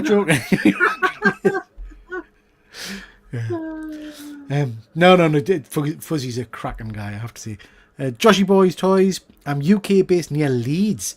Collect mainly Marvel Legends, CT toys, and comics. Good stuff. Not far from me, Joshy Boys. Not far from me, dude. Yeah. Very cool. Right, I got them. You got them? How difficult was that? I got them. I actually got 6, but there we go. I see. Well, I've technically got 6 as well, I suppose. All right, how are we going to do this? So, coming in at number 5 for me is Mars Attacks Funko. Nice. I knew a Funko was going to be on yours straight away. Funko number 5, it has to be Mars Attacks. I've got the others as well on my shelf. I just don't have the lady one. I don't have the red dress lady one, but I've got the Emperor and I've got this guy. Then and there's another guy that's got his arms out and he's like doing like a psychic thing. Very cool. These are awesome. They're based on the movie. I wish they were based on the Topps trading cards though. I wish it was kind of a bit more original, but the movie ones will do for now. So that's my number 5. They are very cool. I have to say, I'm not, as I've mentioned many a time, I'm not a Funko guy, but Mars Attacks Funkos, they might tempt us, I have to say. I went to the Tim Burton experience in London. Yeah, he said it was phenomenal, and they had like a very limited Marvel Mars Attacks kind of section, but they had like a couple of the aliens. They had the woman in the dress and everything. It was just really cool to see in person. Really I've got a 1/6 scale Mars Attacks Ambassador, and it's stunning, absolutely stunning. Ironically, as well, Jack Black's first movie, wasn't it? It was, yeah, it was. There you go. All right, number 5 tonight. Number 5 for me, and I'm not sure whether this was the tail end of last year or beginning of this year, but it's the Toy Battalion White Ranger 1/6 scale. Oh, that's nice. That is very nice. It's just cool. Yeah. These are obviously what you would class as like third party. They're not hot toys, but they're very reminiscent of the movie figure, like the movie costumes. It's clean, isn't it? It's nice. It's just really clean, and it just looks like the White Ranger. It's a good representation of the White Ranger. So, yeah, he's my number 5. Okay, my number 5, and I've picked this one because I do love it. I might have showed you this before, but I've picked it because I give poor Sorrell there a bit of a hard time about dolls. But look at that, man. Look at that. Yeah. That's a vintage first edition She-Ra Princess of Power. Very hard to get with all of the accessories and all that kind of jazz, and a decent nick. This one's still got lots of paint chipping and things like that, but it's in pretty good condition. But yeah, just absolutely love that. I need to see you do a video where you go to Smith's now, and for a $5 you need to pick up the new version of She-Ra and do a side-by-side comparison. Yeah, I want this video. Cool. Yeah. Well, I've got the 1/6 scale Mondo She-Ra, so I could do that. Yeah. Very cool. Very cool. Nice. I love how the chat has turned into like a self-help group now. I love it so much. Like, it's like people come in like, I'm a Gemini. I collect too much stuff. It's like an AA meeting now. What have you done, Triple G? Well, I love it. I'm Christopher. I'm 47. I'm an Aries. I'm from Teesside. I like Iceland and luxury ready meals. Anonymous support meeting. There we go. What's your number 4, Sorrel? My number 4 is Shadow the Hedgehog. Oh, very cool. Very cool. I love him so much. Did you see the new ones that dropped? Yeah, I'm not bothered. It's like I haven't got the rest of them either. I've literally only got Shadow. I'm tempted to buy a little Jim Carrey action figure. I'm not gonna lie, he's probably next on my list. But no, I just needed a Shadow the Hedgehog, and I'm gonna try and find a really good motorcycle for him, because you know what they gave him in the film. They gave him like a Honda or something, whereas in the original game he had like a chopper, a lowrider. So I'm tempted to use the Marvel Legends one. You know what? I really love that line, and I've got all of them. But the Jim Carrey was the only one I didn't pick up because it didn't scale with the figures. Yeah. So obviously they're all scaled to the same packaging, but the human figures are way too small. But yeah, I've got them all. And then the new series has got Super Shadow, and Fire Fist Knuckles. So I was able to get hold of a Knuckles because the Fire Fists actually come off, so I've just got my Knuckles figure. So I've actually got Sonic, Tails, Knuckles, Shadow, Super Sonic, and Super Shadow. And yeah, they are fantastic. Alex has said they're great articulation for 15 quid. They really are. Can we just acknowledge what amazing casting with Keanu for Shadow? I mean, he was just perfect, just phenomenal. Yeah. Fuzzy saying there, Jax have a Sonic versus JLA line coming out. Yes, they do. Yeah. It looks awesome. I'm sure there was some comics recently, wasn't there? I think there was a JLA versus Sonic line of comics. I believe so. I seem to remember. Yeah. Lone Dragon's just saying there, because we asked what people collect. I collect mainly G.I. Joe Classified, Great Line, Marvel Legends, NECA, Masterverse. Oh, I love a bit of Masterverse. Smattering of Transformers, Four Horsemen, DC Small Lines, and indie figures. Yeah. Good selection there, mate. Good selection there. Yeah. My collecting habits have really changed. So I used to be fully Marvel, like massively Marvel Legends. Like I had everything that was released from like 2014 to 2022, like literally everything. And yeah, I just kind of got bored and mixed it all up. So I literally have everything now. I've got everything from retro Turtles and Jurassic Park through to blockies Transformers with 1/6 scale figures linked in there. Like, it's literally a mix of everything, as you can see. So, and I much more enjoy it now. Now I've like just kind of like, oh, I really like this property, I'm going to get a figure for it, or this is a really cool line. On that kind of note, my number 4, Diamond Select, Rick Grimes, comic book Rick Grimes. They did a Michonne and a Rick for the first series, if you like, and then they've done a Negan and a Walker, or a pair of Walkers, but the Negan and Walkers aren't out yet. But there's just something very cool about these. They're just very black and white, isn't it? Reminiscent of the comic books, so they can't really focus it properly. But yeah, just very reminiscent of the comic books. And if you've read the books, these figures kind of hit the right mark for me. Like with all Diamond Select figures, the articulation's not great, but the sculpting and stuff, and if you're displaying that on your shelf, like, it's cool. Cool figure. They're for display, really. Okay, so my number 4 is a one that I think I probably did get at the end of last year, but I haven't opened it until recently. It sat in the box, and then I decided I'm getting it out the bloody thing. So this is a Marvel Legends. I don't collect many Marvel Legends, but this was a San Diego Comic Con exclusive. I love the character. So this is Death's Head from Marvel Legends. Just an absolutely amazing figure. Great articulation. Interchangeable hands and weapons and shield and all the rest of it on the back there. Just a really nice chunky figure. And my pal Efren from Pass Point Comics over in San Diego picked this one up for us and sent it over to us. So I just love it. Great character design. Marvel don't do enough with this character because he is a superb.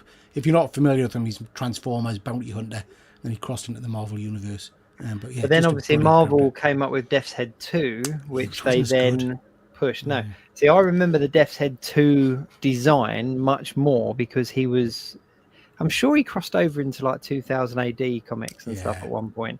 And it was just one of them characters that was just kind of ingrained in my head. And then when I realized, obviously, it was Death's Head 2, it made me interested in Death's Head 1 and then down the Transformers rabbit hole and stuff. So you can pick that up and display it with your Marvel or your Transformers, can't you? So that's a good number 4. Like that. Perpetual Comics is asking a question there, which you might be able to answer, Pete. I almost bought the light-up eye versions of Mumra and Lion-O. Should I, or should I just buy vintage? Which line is that one? Is that Super 7? So Super 7. So Super 7 have recently released. They've already done a Mumra and a Lion-O in the smaller scale figures, and they've just released the light-up eye versions. How are you finding the Super 7? Because I found them to get very loose very quickly, and I weren't 100% sure on the. So, yeah, I love the boxes, which is ridiculous, but I love the boxes. I love the design of the figures, but actually, as an action figure, they're pretty ropey. My Tigra, my Chitara, actually my Lino as well, all the abdominal crunch areas, they just flop. So I can't stand Tigra up straight now without them just kind of flopping around and stuff. And I've not done anything with them. Do you know what I mean? It's not like I play with the things.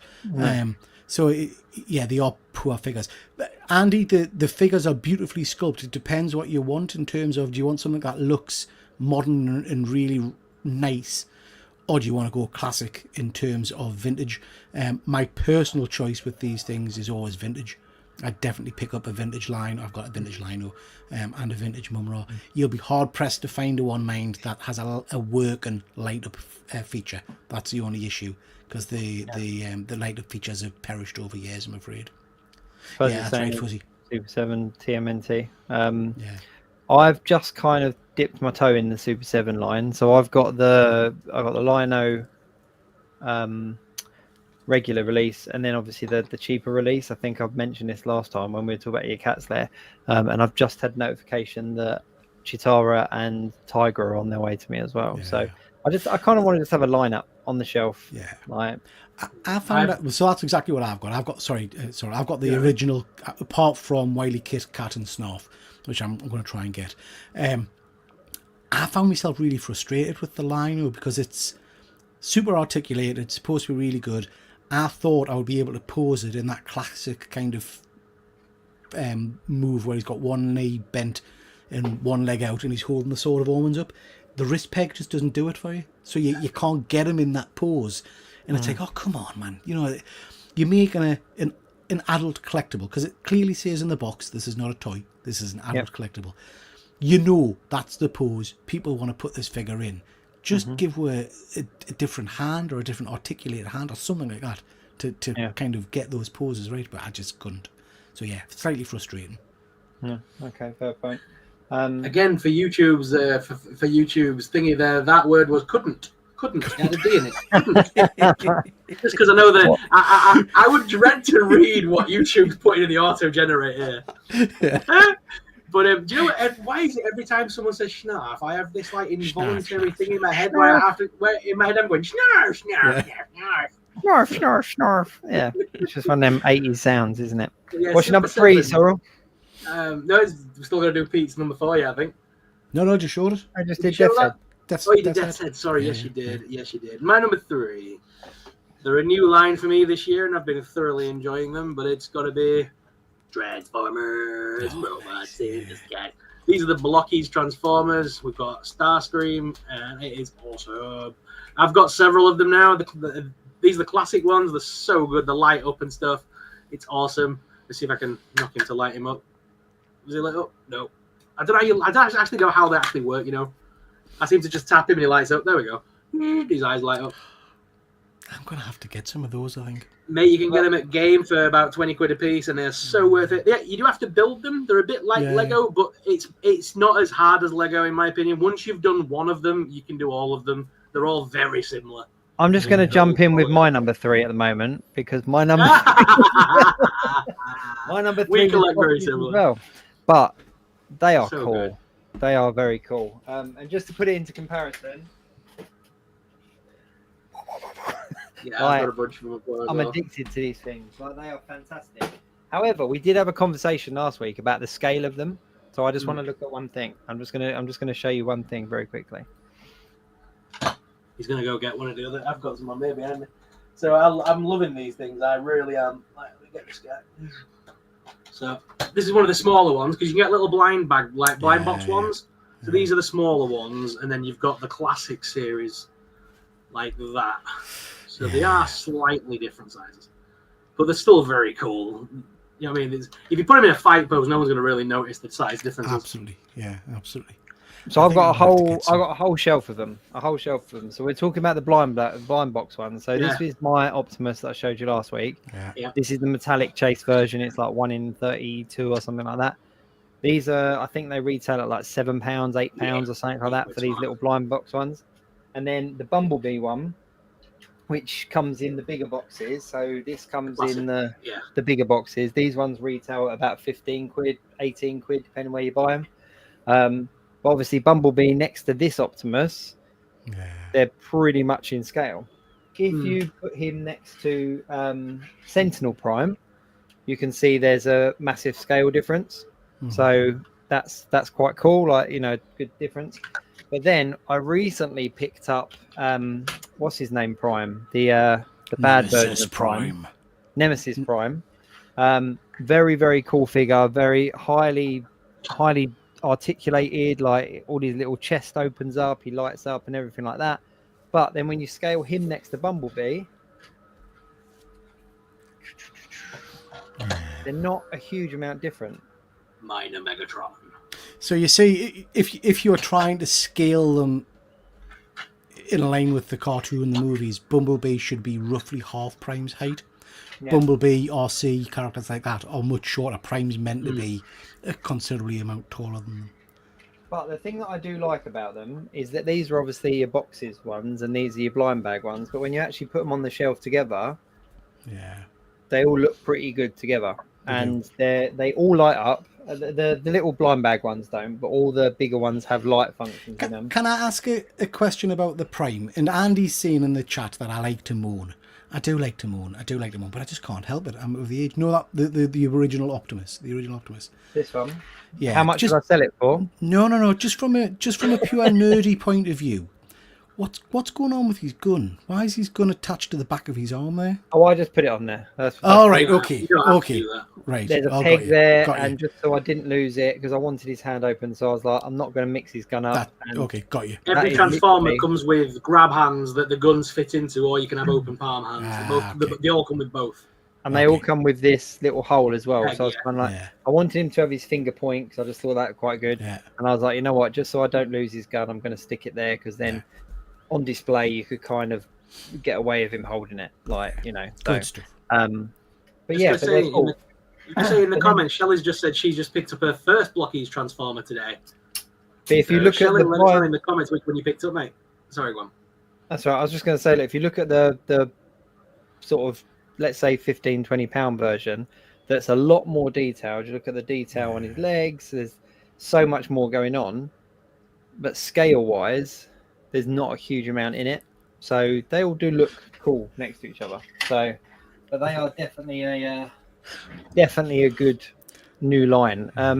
Someone said in the comments as well, where are they? Someone said, where are you buying? As Perpetual, where are you buying these, lads? You can pick them up all over the place. You can pick them up in most kind of collector stores. Like, so near me, you've got places like Nerdbase and stuff that sell them.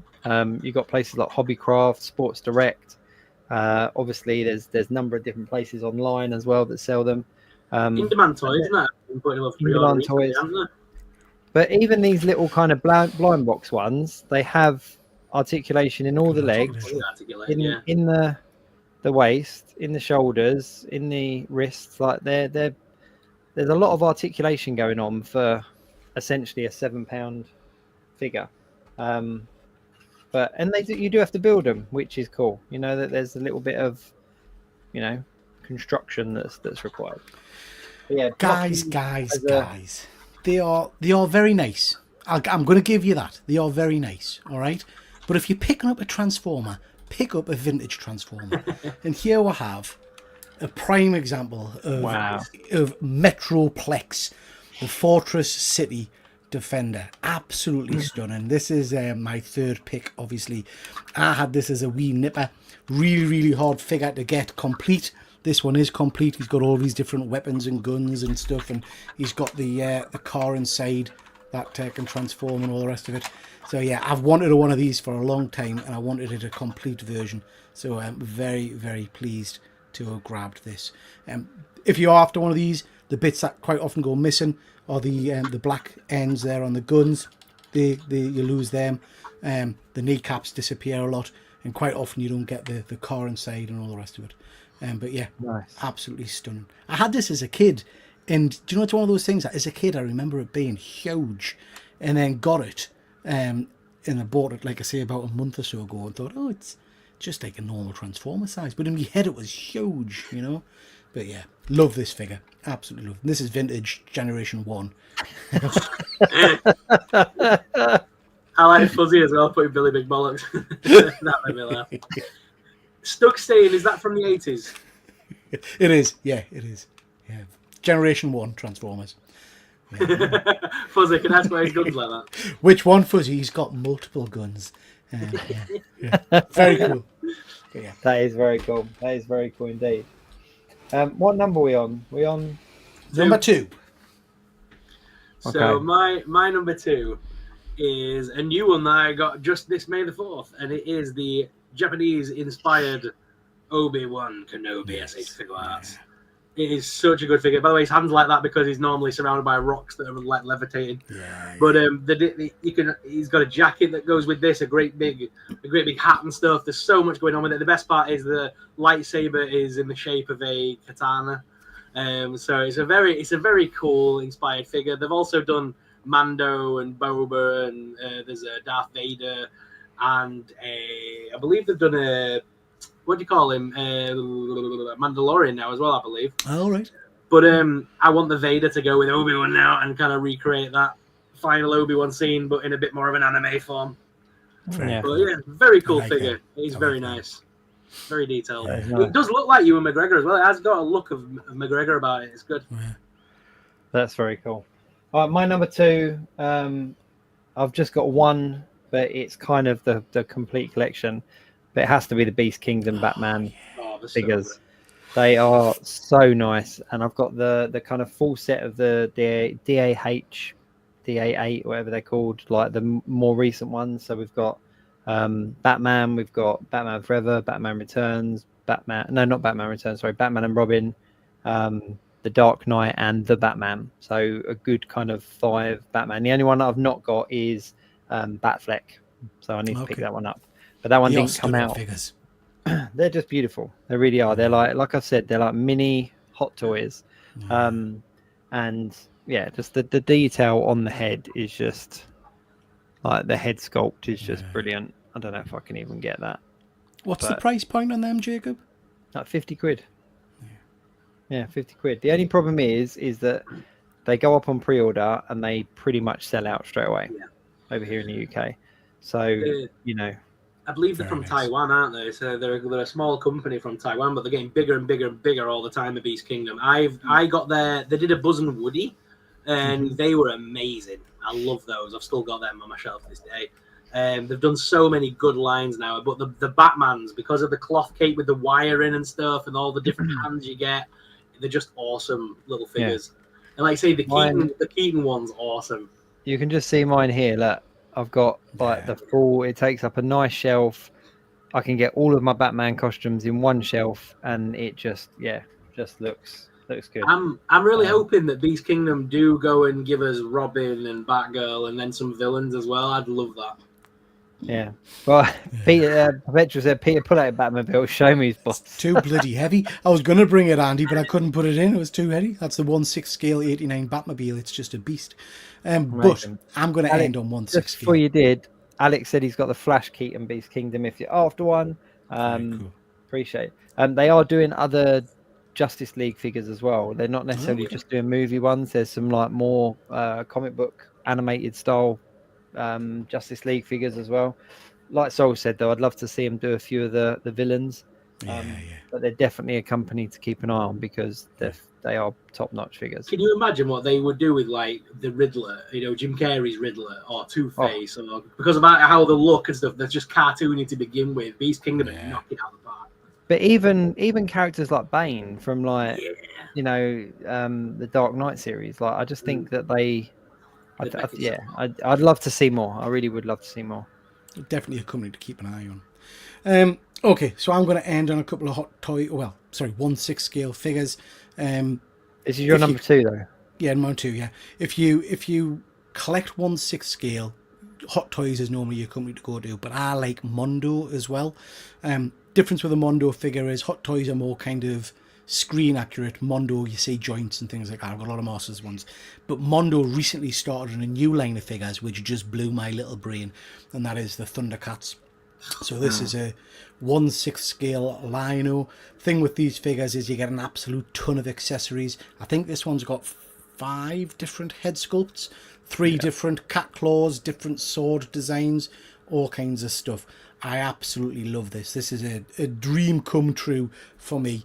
With him, you get Snarf. So we were talking about him earlier, but we get a 1/6 scale Snarf as well. Amazing. Articulated tail, articulated arms, and things like that.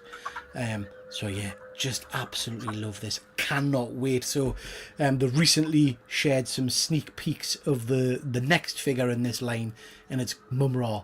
So cannot wait to see the Mum-Ra figure. I think that'll be absolutely spectacular. So yeah, so that's 1/6 scale Lino, Lord of the Thundercats. I've had my eye on that one. It is stunning. Okay, number 1. My number 1. It's probably going to be no surprise. You can already see our head popping up here. But for me, this was my first dip into the higher end toys market. And again, it's a Mondo, and it is mega. Yeah. Mondo do great figures. They really do, It took me longer than I want to admit to how to work the little stand, but we got there in the end. That's all that matters. I tried to open it, went this way, then it went this way, and I didn't realize I had to lift it up, and it opened. Fool. But yeah, that is my number 1. Nice. Just before we move to you, Jacob, Andy's asking a good question in the back there, which is a hard one. How do you dust your figures? Because mine are dust collectors. I bought some of these cans of compressed air that you're meant to be able to use utter rubbish. I don't dust my figures enough. And they do get thicker. So I need to get a better system for that, I think. You know what? I actually don't have to dust mine that often. Right. Just because no one comes in here except me.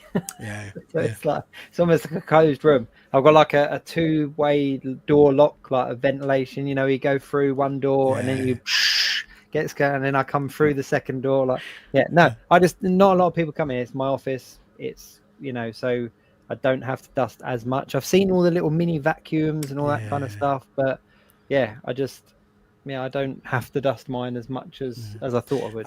I think the problem is, I mean, I'm looking at the Sorrell shelves behind them there, and that's similar to my shelves. You couldn't go at them with a duster because you just knock them all over the place. You've literally got to take them all off the shelf, dust them individually, and put them all back, which is a ball ache, So I try to do that only once every 2 months. I'm terrible at it. They do get dusty, but I can't do this every week. Look at it. Do you know how long that takes to set back up? There's about 200 figures in that little shelf. Yeah. It takes ages. There you go. Like, I love these comics. I'm reading Alex's.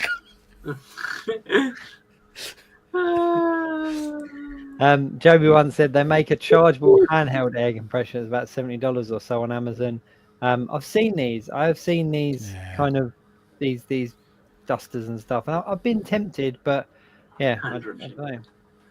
Maybe I just have to look closer. But I'm quite lucky that mine don't get that dusty. But but I think Joby one said there as well about reorganizing the shelves every month or so. Like I do move mine around, so I think that obviously helps with dusting as well. So but with that said, when I used to have Marvel Legends, I used to keep in like Dettol cabinets, and they very rarely got dusty.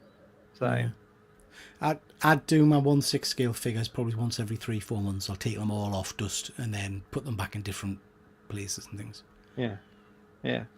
I think especially when you're paying a higher price for figures, you do kind of look after them a little bit more as well, don't you? Like you, not saying that people don't, but for me, it's definitely a habit to move them around and keep stuff. My biggest annoyance, to be perfectly honest with you, is spiders. Like, that's the thing that annoys me the most. When I find like a spider in here, I'm like, you little like, there we go. Perpetual said, Detolf, rest in peace. There you go. There are a few kind of knockoffs, shall we say, on like Amazon and stuff like that. Like other companies are trying to replicate them. I never had a problem with the Detolfs at all. I just kind of outgrew them, if that makes sense. Like I wanted more flexibility with my collection, so I kind of mixed it up a little bit. But I never had a problem with it. I loved seeing, well, I didn't love, that's the wrong word, but it did make me laugh when you see collectors where they have like Detolfs like just completely implode. And like no one ever understood that it's because you're tightening it up too much. Like you got 2-3 bits of glass between bits of wood, and if you're tightening them screws too much, you're pressurizing that glass, and that's so but luckily that never happened to me. Okay, so my number one probably goes without saying because I've been raving about them over the last few weeks. I've just got one to represent the line, but it's Jada Toys. Jada Toys Street Fighter are absolutely knocking it out of the park for me. They're just great figures. They're the articulation, the sculpt, the detail, the accessories. They are just a really awesome line of figures.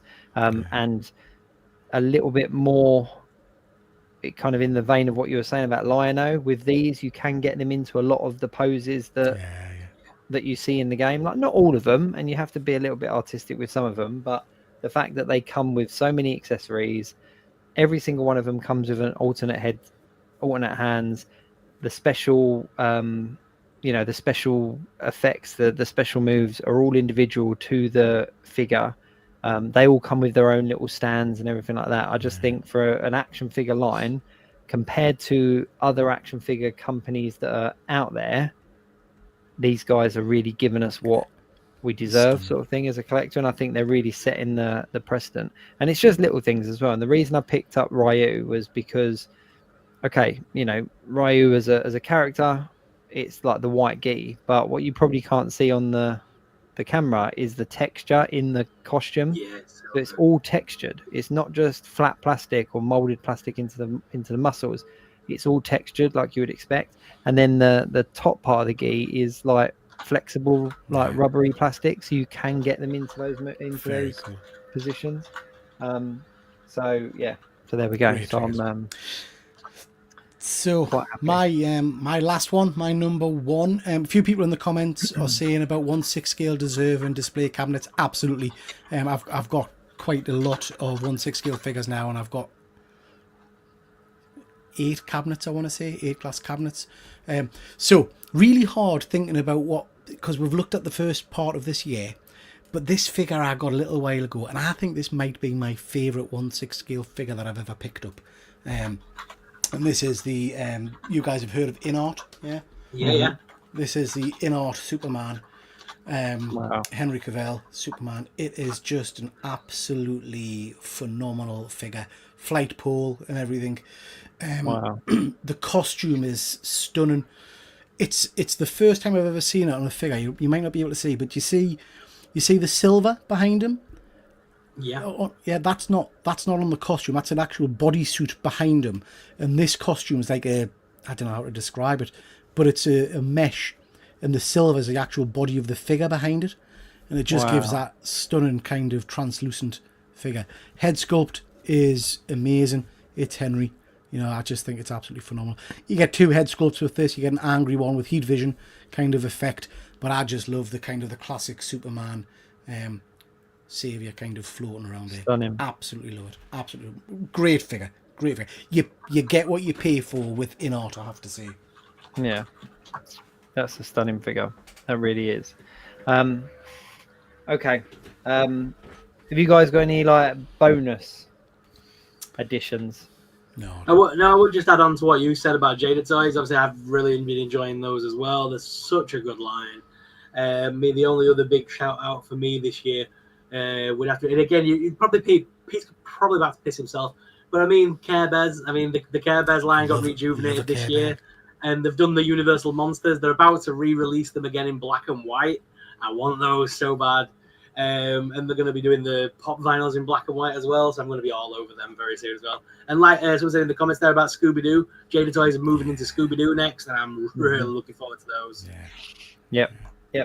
Right, so I've got 2 things I'm going to throw in as my honourable mentions. So the first one, because I don't feel like I got enough 1/6 scale in, so I have to bring in the man himself.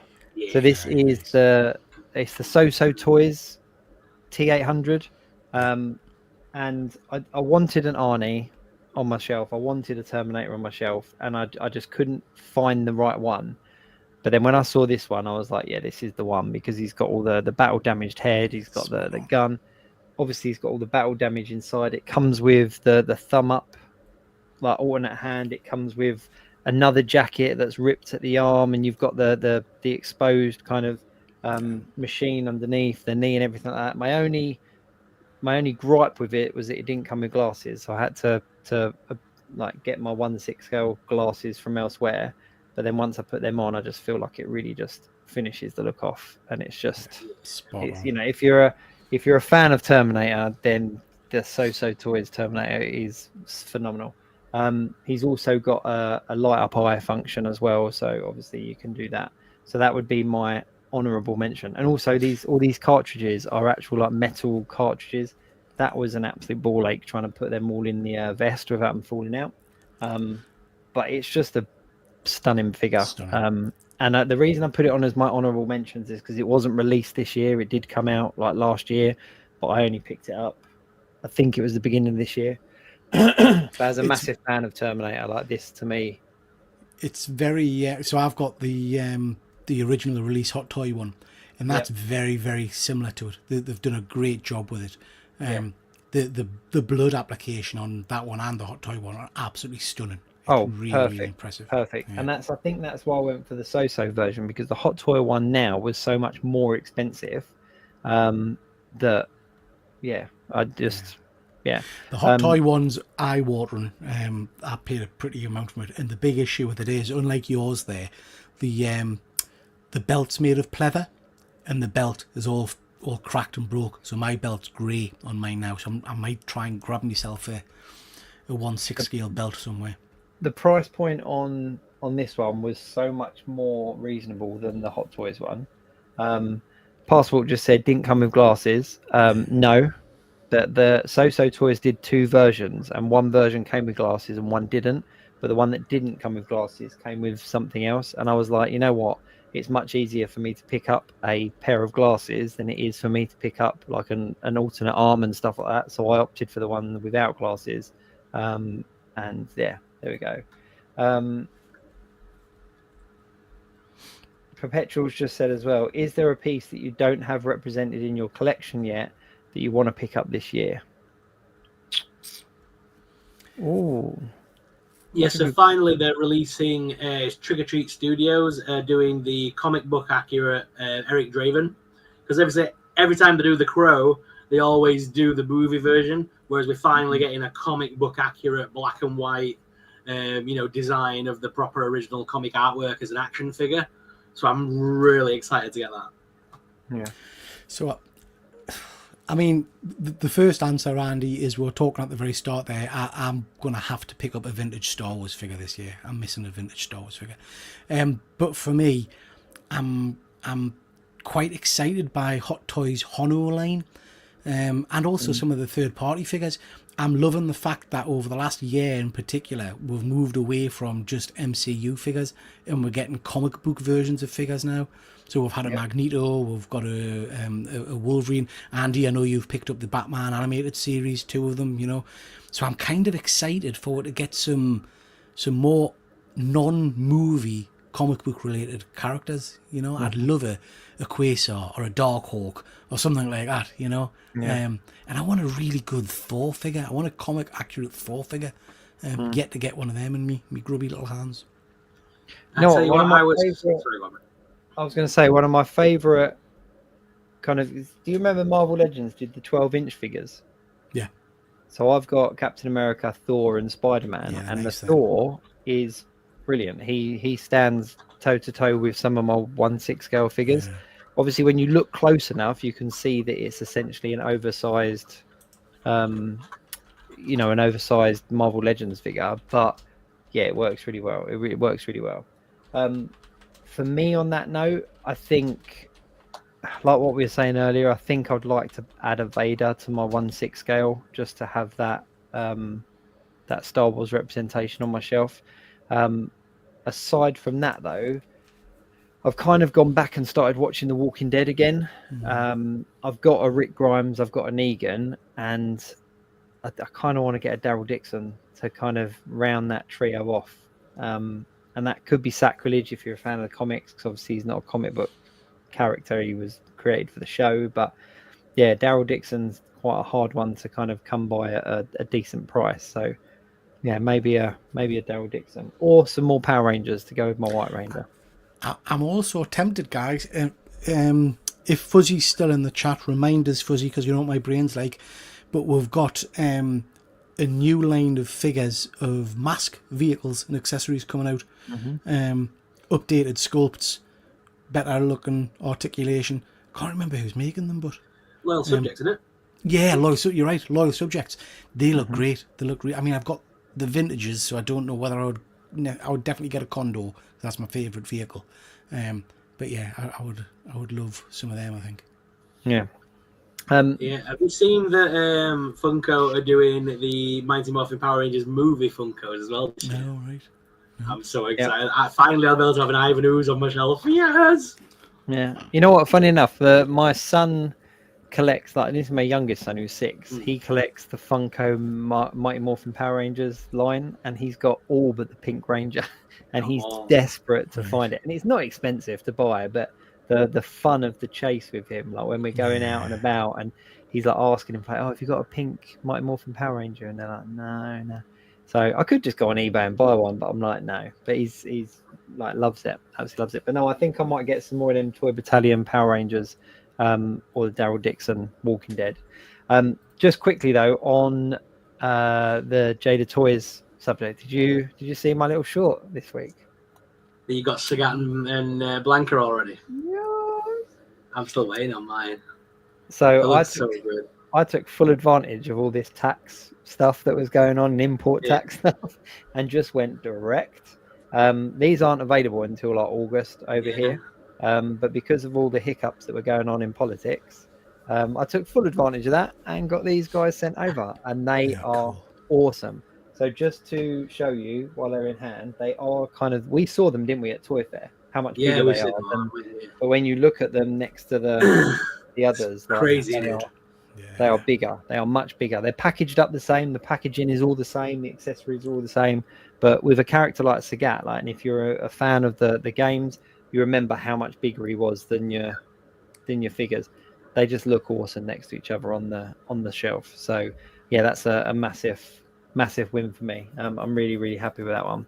And on the subject of Jada Toys, by the time we come back on in 2 weeks' time, I would have been to MCM in London. Cool. Yeah. And I've got an interview set up with Jada Toys at MCM.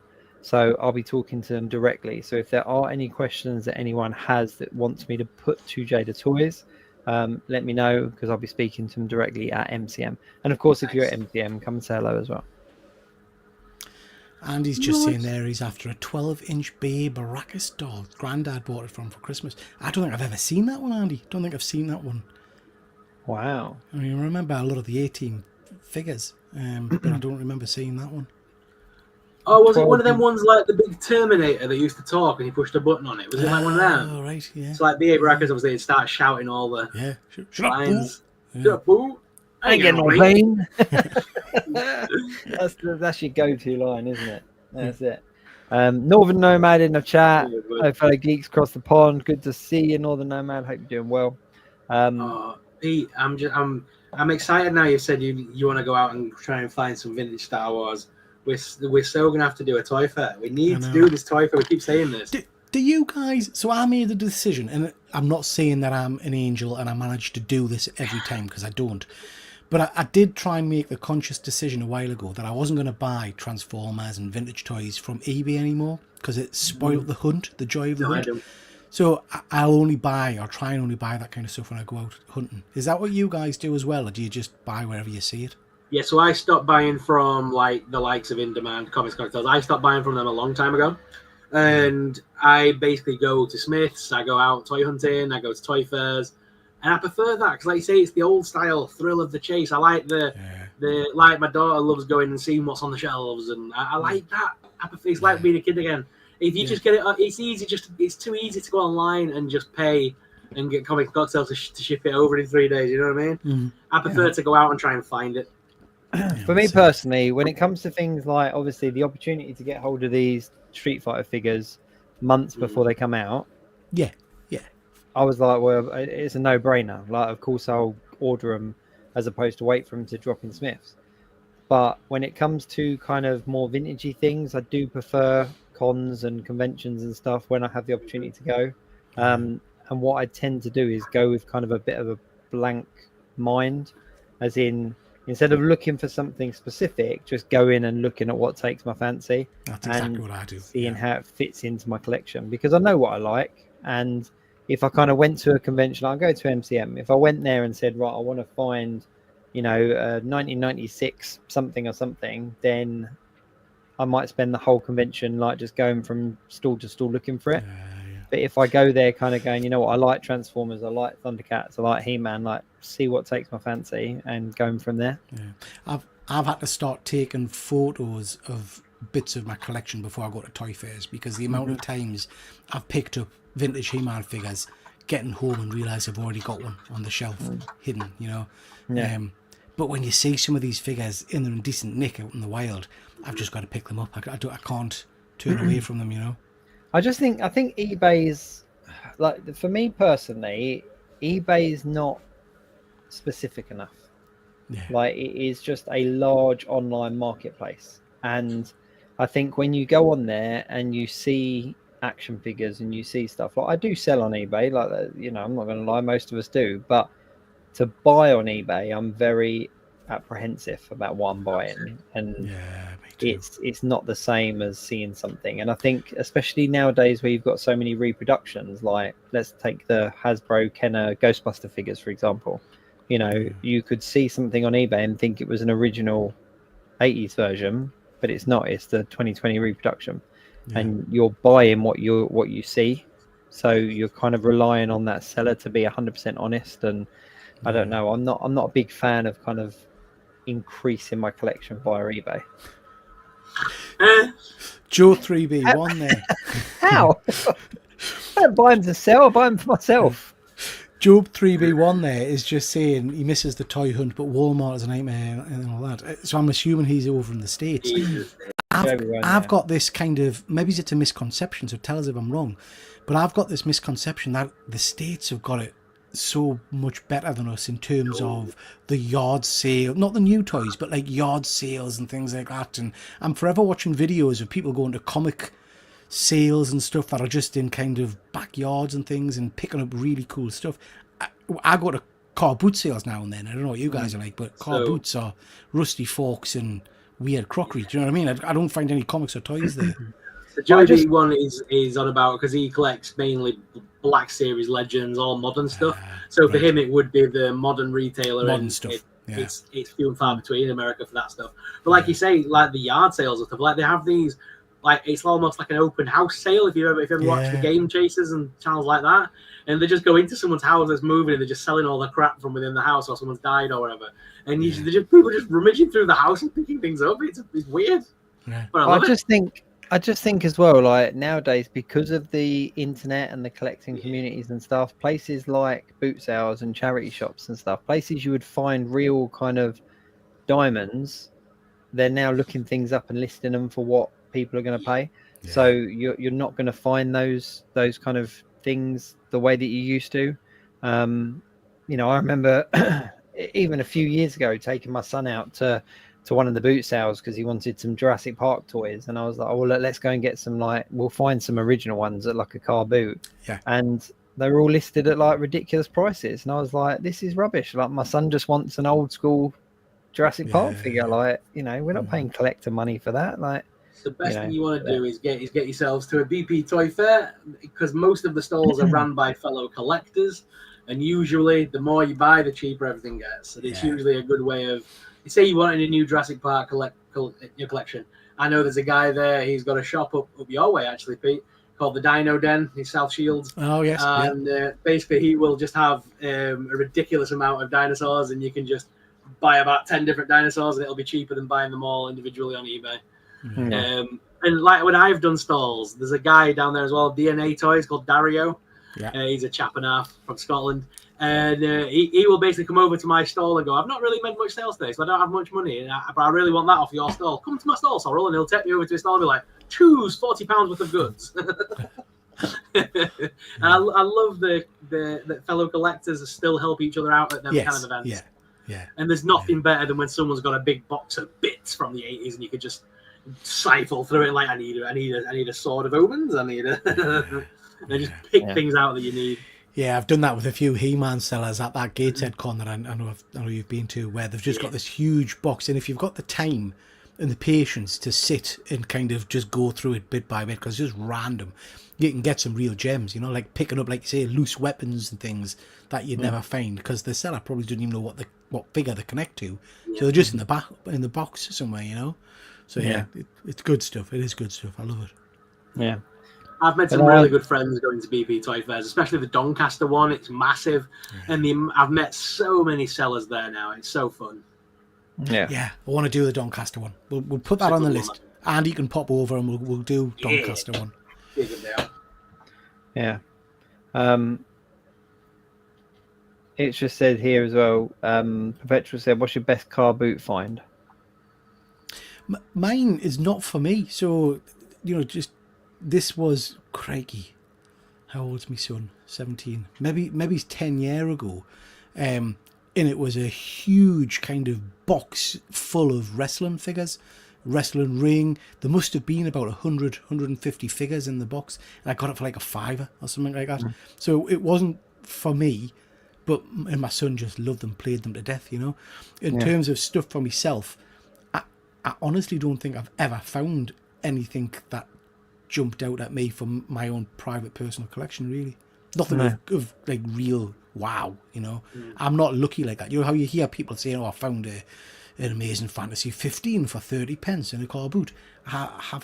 But I've never found anything like that, you know. No, I am the only thing that's reminiscent to that, and I think I've mentioned it on a previous stream, is one of the charity shops local to me had obviously just somebody had either split up with their partner or their partner had passed away or something, but they had about 20 long boxes of comics boarded and bagged, and they were literally selling them for like, they had 2 in each bag, and they were selling them for like £3 a bag.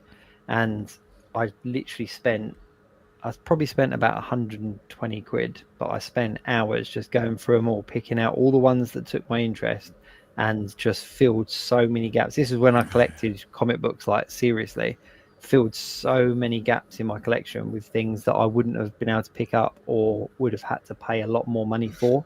And it was just a real win for me as a collector that day. And I've never seen anything like it again, because I think I've always said to myself, if I saw it again at that kind of price and that kind of volume, I'll just go in and offer for the lot and just take it and just sit at home and sift it. But I spent a few hours just going through and kind of went, right, this is my budget. What am I getting? But yeah, that's the only, it wasn't a car boot as such, but that's the only time I've kind of had a real win when it comes to that kind of era. But So here's a harder question then. Sorry, I'll go after Sorrell said what his is, and I'll give you a harder question. Have you ever had a car boot find? So not a car boot find. I get it with a charity shop near me, but somebody had donated the Rugrats. They were like hard heads, but with plush bodies. And they basically donated a Chucky, and it was Chucky and Tommy, and they were immaculate condition. They clearly come out of someone's collection, and they only wanted 50p a piece for them. So I'm like, yeah, mine. Nice. So that's literally by. I'm not very lucky with these kind of things, but that was kind of my favorite little thing. I still got them. They're in the loft in my big plush bag. Everyone always laughs at me when I post pictures of plushies, and they're like, "You should look in my room because I have thousands of plushes." Little obsessed. Sorry, mate, you're going to say July. Everyone's talking about 6th of July. Yeah, Toy Fair. Toy Fair. All the cool kids are going. Yeah. Whereabouts is it? Doncaster. Yeah, maybe I'll make it. It's a little. It'd be cool if you could make it, maybe it is. It's a fair trek for what it is, to be fair. I mean, Andy's coming from Ireland, so do you know what I mean? Oh, Andy's coming from Ireland, yeah. All right, fair enough. I thought Andy was Northern with us. No, well, he was originally Scotland, but then they kicked him out, and he had to go to Ireland. So, yeah. You know what? Drop it in the chat. I might be able to make that one. 350 vintage stalls, basically, and you can get in at like 7:30 in the morning, right through to about 4 o'clock in the afternoon. But the earlier you are, the better the find. Yeah, okay. You realise we'll get into fisticuffs? No, we'll not. I'm saying we're going to get into fisticuffs when we're all trying to get the same vintage toys, but we'll collect different things. Yeah. You can have all the Funkos you want. You know what I mean? It's not the Funkos, mate. It's all the Care Bears and Rupert and Paddingtons, and I think I'm safe. All right, no, I might make up for that one. What's that harder question? What was that harder question? Well, I'm just conscious of time, actually. It's maybe a question for another time about, if you're at a car boot sale and there's a little old lady selling a comic or a toy that you know is worth £100 and she's selling it for 50 pence. What do you do? 50 pence, mate. I have no conscience. You know what? This is the man that kicked off about flipping. I know, I'm terrible. No, shall I tell you what? I would ask one question, and I would ask why she's selling it all. Yeah. I'd say, what's the reason? Why are you selling all this? And if it was for some like heartstring reason, gotta pay for my winter fuel.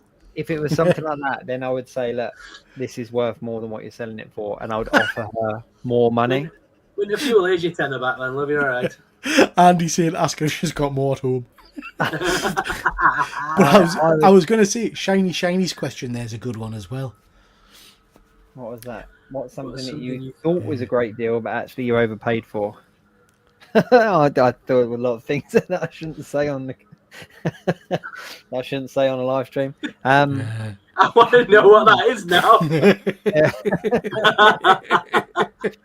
Super 7 for me. Super 7 for me. I always I know people kept saying to me, "Oh, they're amazing. I got Conan, and I got him out of the box. He looked awesome. He had I even got a box full of extra bits that had blood-soaked spear heads, and I was so excited. And after a day, he went from Conan to I can't stand up Conan. And that ruined it for me. And I got all the Disney ones, and I've got the Big Bad Wolf. No one's ever made a Big Bad Wolf figure before. This thing can't stand up now. His feet just flop, and he just bent over on the shelf all the time. So, yeah, Super 7 for me is my thing. And I think they was far too expensive for what they are, really. I actually don't know if I've got an answer to that one. You clearly do, but you don't want to say it. No, it was a jokey answer. There's so many jokey answers you could give for that one, isn't it? Oh, okay. I don't know, actually. I've got hundreds shiny, because I've got literally no... Anybody that watches my channel or knows I've got literally no impulse control. So I've got boxes of comics, toys and things that I don't want, but I see them and I buy them very quickly. If I'm thinking about, that's the kind of thing I meant. Perpetual, we're on the same wavelength here. Filth. If I think about, is it a regret? It's not a regret. This bad boy. I've always wanted an X-Men. This is an original X-Men. It's a 2.0. I got this raw.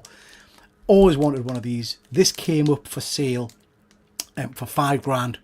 I spoke to my wife and we got it. But in hindsight, I got this during COVID. This was when comics were at the absolute peak of value. And I know that. I knew that. But I rushed into buying the bloody thing anyway because I hadn't seen one before and I wanted it. And in reality, if I just held my water, I could have gotten this for £1,000 less, if not more. It's not worth $5,000 now, But it's never going to go. It's never going to drop massively, though. It's always going to be a good investment, that one, in the long run. Yeah. But I haven't had the strength of character to tell my wife it's gone down in value. You know what I mean? I'm still telling her it's still you wait until the MCU drop the X-Men movie. That comic's going to skyrocket. Yeah, but Pete, if you sell that for any more than $3.99, you're a flipper. So that's very true. That is very true. Retail value on that is $3.99. Whatever. Alex. Oh, sorry. Yeah. Hello to Still Only 35 cents. Thank you very much for joining, mate. I was on a show on Saturday. Only Slaps was great fun. Do appreciate you joining. Alex is saying the Cat's Lair. I have to be honest, Alex. The Cat's Lair is very similar to my Hot Toys 89 Batmobile, which we talked about earlier on. That was, I want to say, 750, close to £1,000.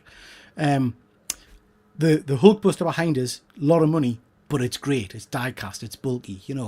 Both the Cat's Lair and the Batmobile are lovely, but it's just big chunks of plastic.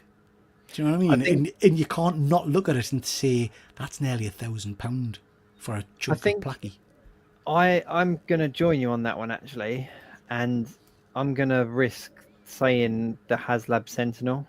Yeah. Although it did sell for more money than I paid for it, it was still there was this big buzz about this massive figure that Marvel Legends are doing, this great big scaled version of the Sentinel and the rest of it. And when it turned up, it was just a big lump of plastic. Yes, it had lights and it had articulation, but this was before I was into my 1/6 scale.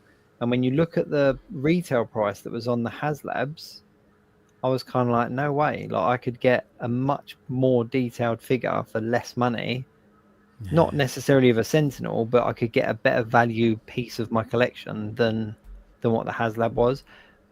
I redact that comment when it comes to things like the Ecto 1. The Ecto 1 for me is beautiful, and it works perfectly as a piece, the same as the Hell Charger, Ramen Racer, the Ghost Rider car. Those things are slightly different, but the Sentinel, for me, there was a lot of hype around it, and I don't think it's aged as well as it should have, especially when they then came out with the animated version that was a little bit smaller, a little bit less articulated, but fit into a lot of people's collections better. And they came out with that as a just straight to buy for, I think it was about 150 quid, wasn't it? So absolutely, I think if that would be the only thing that I would. But then on the flip side, it did sell for more, and I didn't list it. I didn't try to retire on the money that he could spend or made on it, but it did sell for more because of the market. So, you know, Andy's got a really good comment there. When Mrs. Triple G is selling that slab on a stall for £5, it's probably, I mean, we're running short of time tonight, guys, but it's probably a good topic for another time. I know you guys have got big collections, you've got great items, you've got, you know, expensive pieces. It terrifies me, the thoughts of if something happens to us, my loved ones, sifting through what from their perspective is just a load of old crap. Do you know what I mean? My wife doesn't understand what toys are, so how do you make sure they get the money back, you know? If anything was to happen to me, I've already had strict instructions that Mick from the community, Jacob knows what I'm talking about, Mick from the community, from Marvel Legends Community UK, and Andy Hyde will turn up on my doorstep and they'll tell my wife what everything's actually worth and help eBay a lot. And again, I will help them if anything should happen to them. I know Mick quite well. He'll be turning up and going, "That's all rubbish. Let me take it." I'm taking that with me. Look, I'll take it for free. Right, I'm doing it for. No, I've always said to my missus and my kids, I was like, you know, that they know there's value in my collection, and so I've just said, just get advice. Like if you're ever in a position where you need to sell stuff, just get advice as opposed to just kind of list it all in a boot sale. The difficulty is though with the stuff we collect, it's known where the value is, because a comic looks like any other comic, you know, a toy looks like any other toy. So you do need that trusted expert to come in and be able to sift through the, I don't know, hundreds of Funko Pops and find the limited edition one that's worth money, you know? Yeah. My collection's worthless because I take everything out of the box and I throw the box over my shoulder, so there's no worth in. All my Funkos are like this. They're completely worthless. I am the other flip as well. If you have children, is that like I'm raising my children to collect. So like my oldest son loves his trading cards and that, so he's kind of got that mindset of, well, this is worth more but looks the same as this. So yeah, I don't really have a fear that mine would disappear for pennies. Like, I think they would. What a morbid way to end the show. we're all in safe hands. Happy Sunday, everyone. Happy Sunday. But yeah, that is going to round the show up. We are getting to the end. There we go. Alex did say, I would never have guessed what you paid for the X-Men comic, to be honest. Check out my video on it, Alex, on my channel. It's a bit of a story because I had to drive from my house in Newcastle down to, down London way. Where's the place where they do the big kind of music festival? Reading. Is it Reading? Reading, maybe. Yeah, I had to drive all the way down to Reading. It took us like 9 hours or something. Had to hand the guy cash more or less, and then it was raw. So I had the trauma of trying to figure out how to get it graded and get it to the States, and it was a bit of a debacle. But did you take the cash in a suitcase? If you didn't, then I don't want to know. Right? Glastonbury, sorry, Glastonbury. Glastonbury. If the cash wasn't handed over in a briefcase with like the little metal clips on, then it's not a video worth watching, Pete. Come on, let's be honest. It was in a suitcase changed to my hand, handcuffed, that's it. Yeah. There we go. But no, that does round us up for this week. So obviously this has been episode 191 of Geek Week. Of course, do check out the description of the videos. Go give everyone's individual channels a sub and a follow and all those kind of things. We will be back in 2 weeks' time, which, does anyone know the date off by hand? Have we actually worked it out? June, it will be the first weekend in June. 25th. Oh yeah, 25th. It'll be 25th. Sorry, I thought it would be later than that. I thought we were into June, but no, the 25th of May. So I will be at Comic Con on the 23rd, which is the Friday, MCM Comic Con in London. If you are down that way, then please do say hello. You know, it's much appreciated. But the Fridays are usually a little bit quieter, so I'm quite excited by getting there on the Friday and sifting through and stuff. But yeah, we'll be back here on the 25th. We haven't got a theme yet, but keep an eye on our channels because we'll post about it in the next couple of days. And then obviously look forward to talking rubbish with you guys again in 2 weeks. Let's be honest. It's very much appreciated. We've tried to keep up with all the comments. Hopefully we've not missed you. If we have missed you, we do apologize. But yeah, that's about it. Anything you guys want to say before we round off? I'm live on Tuesday night with my good pal Efren from Passpoint Comics, going over our advanced picks for comics coming out in July, and then me and Sorrell are live on Wednesday, I believe. Yeah, I'm gonna be live on Wednesday, and then I've got into the lives. I don't really do live streams, but yeah, I'll be on. I'll be around doing videos as always. Good stuff. Hang on, Neil. Aren't you live with? You're live with Triple G on Wednesday, and then you're live with me the following Wednesday, and then we're all live together on the 25th. There we go. If you can't get enough of us, then there you go. Check it out. I'm live on Friday as well with my horror channel. So, if you want to see us every night of the week, you can do. Yeah. There you go. That's about it for this week. We'll be back next week with episode 192. Thank you very much, everyone, for tuning in. We'll see you then. Till then, keep it geek.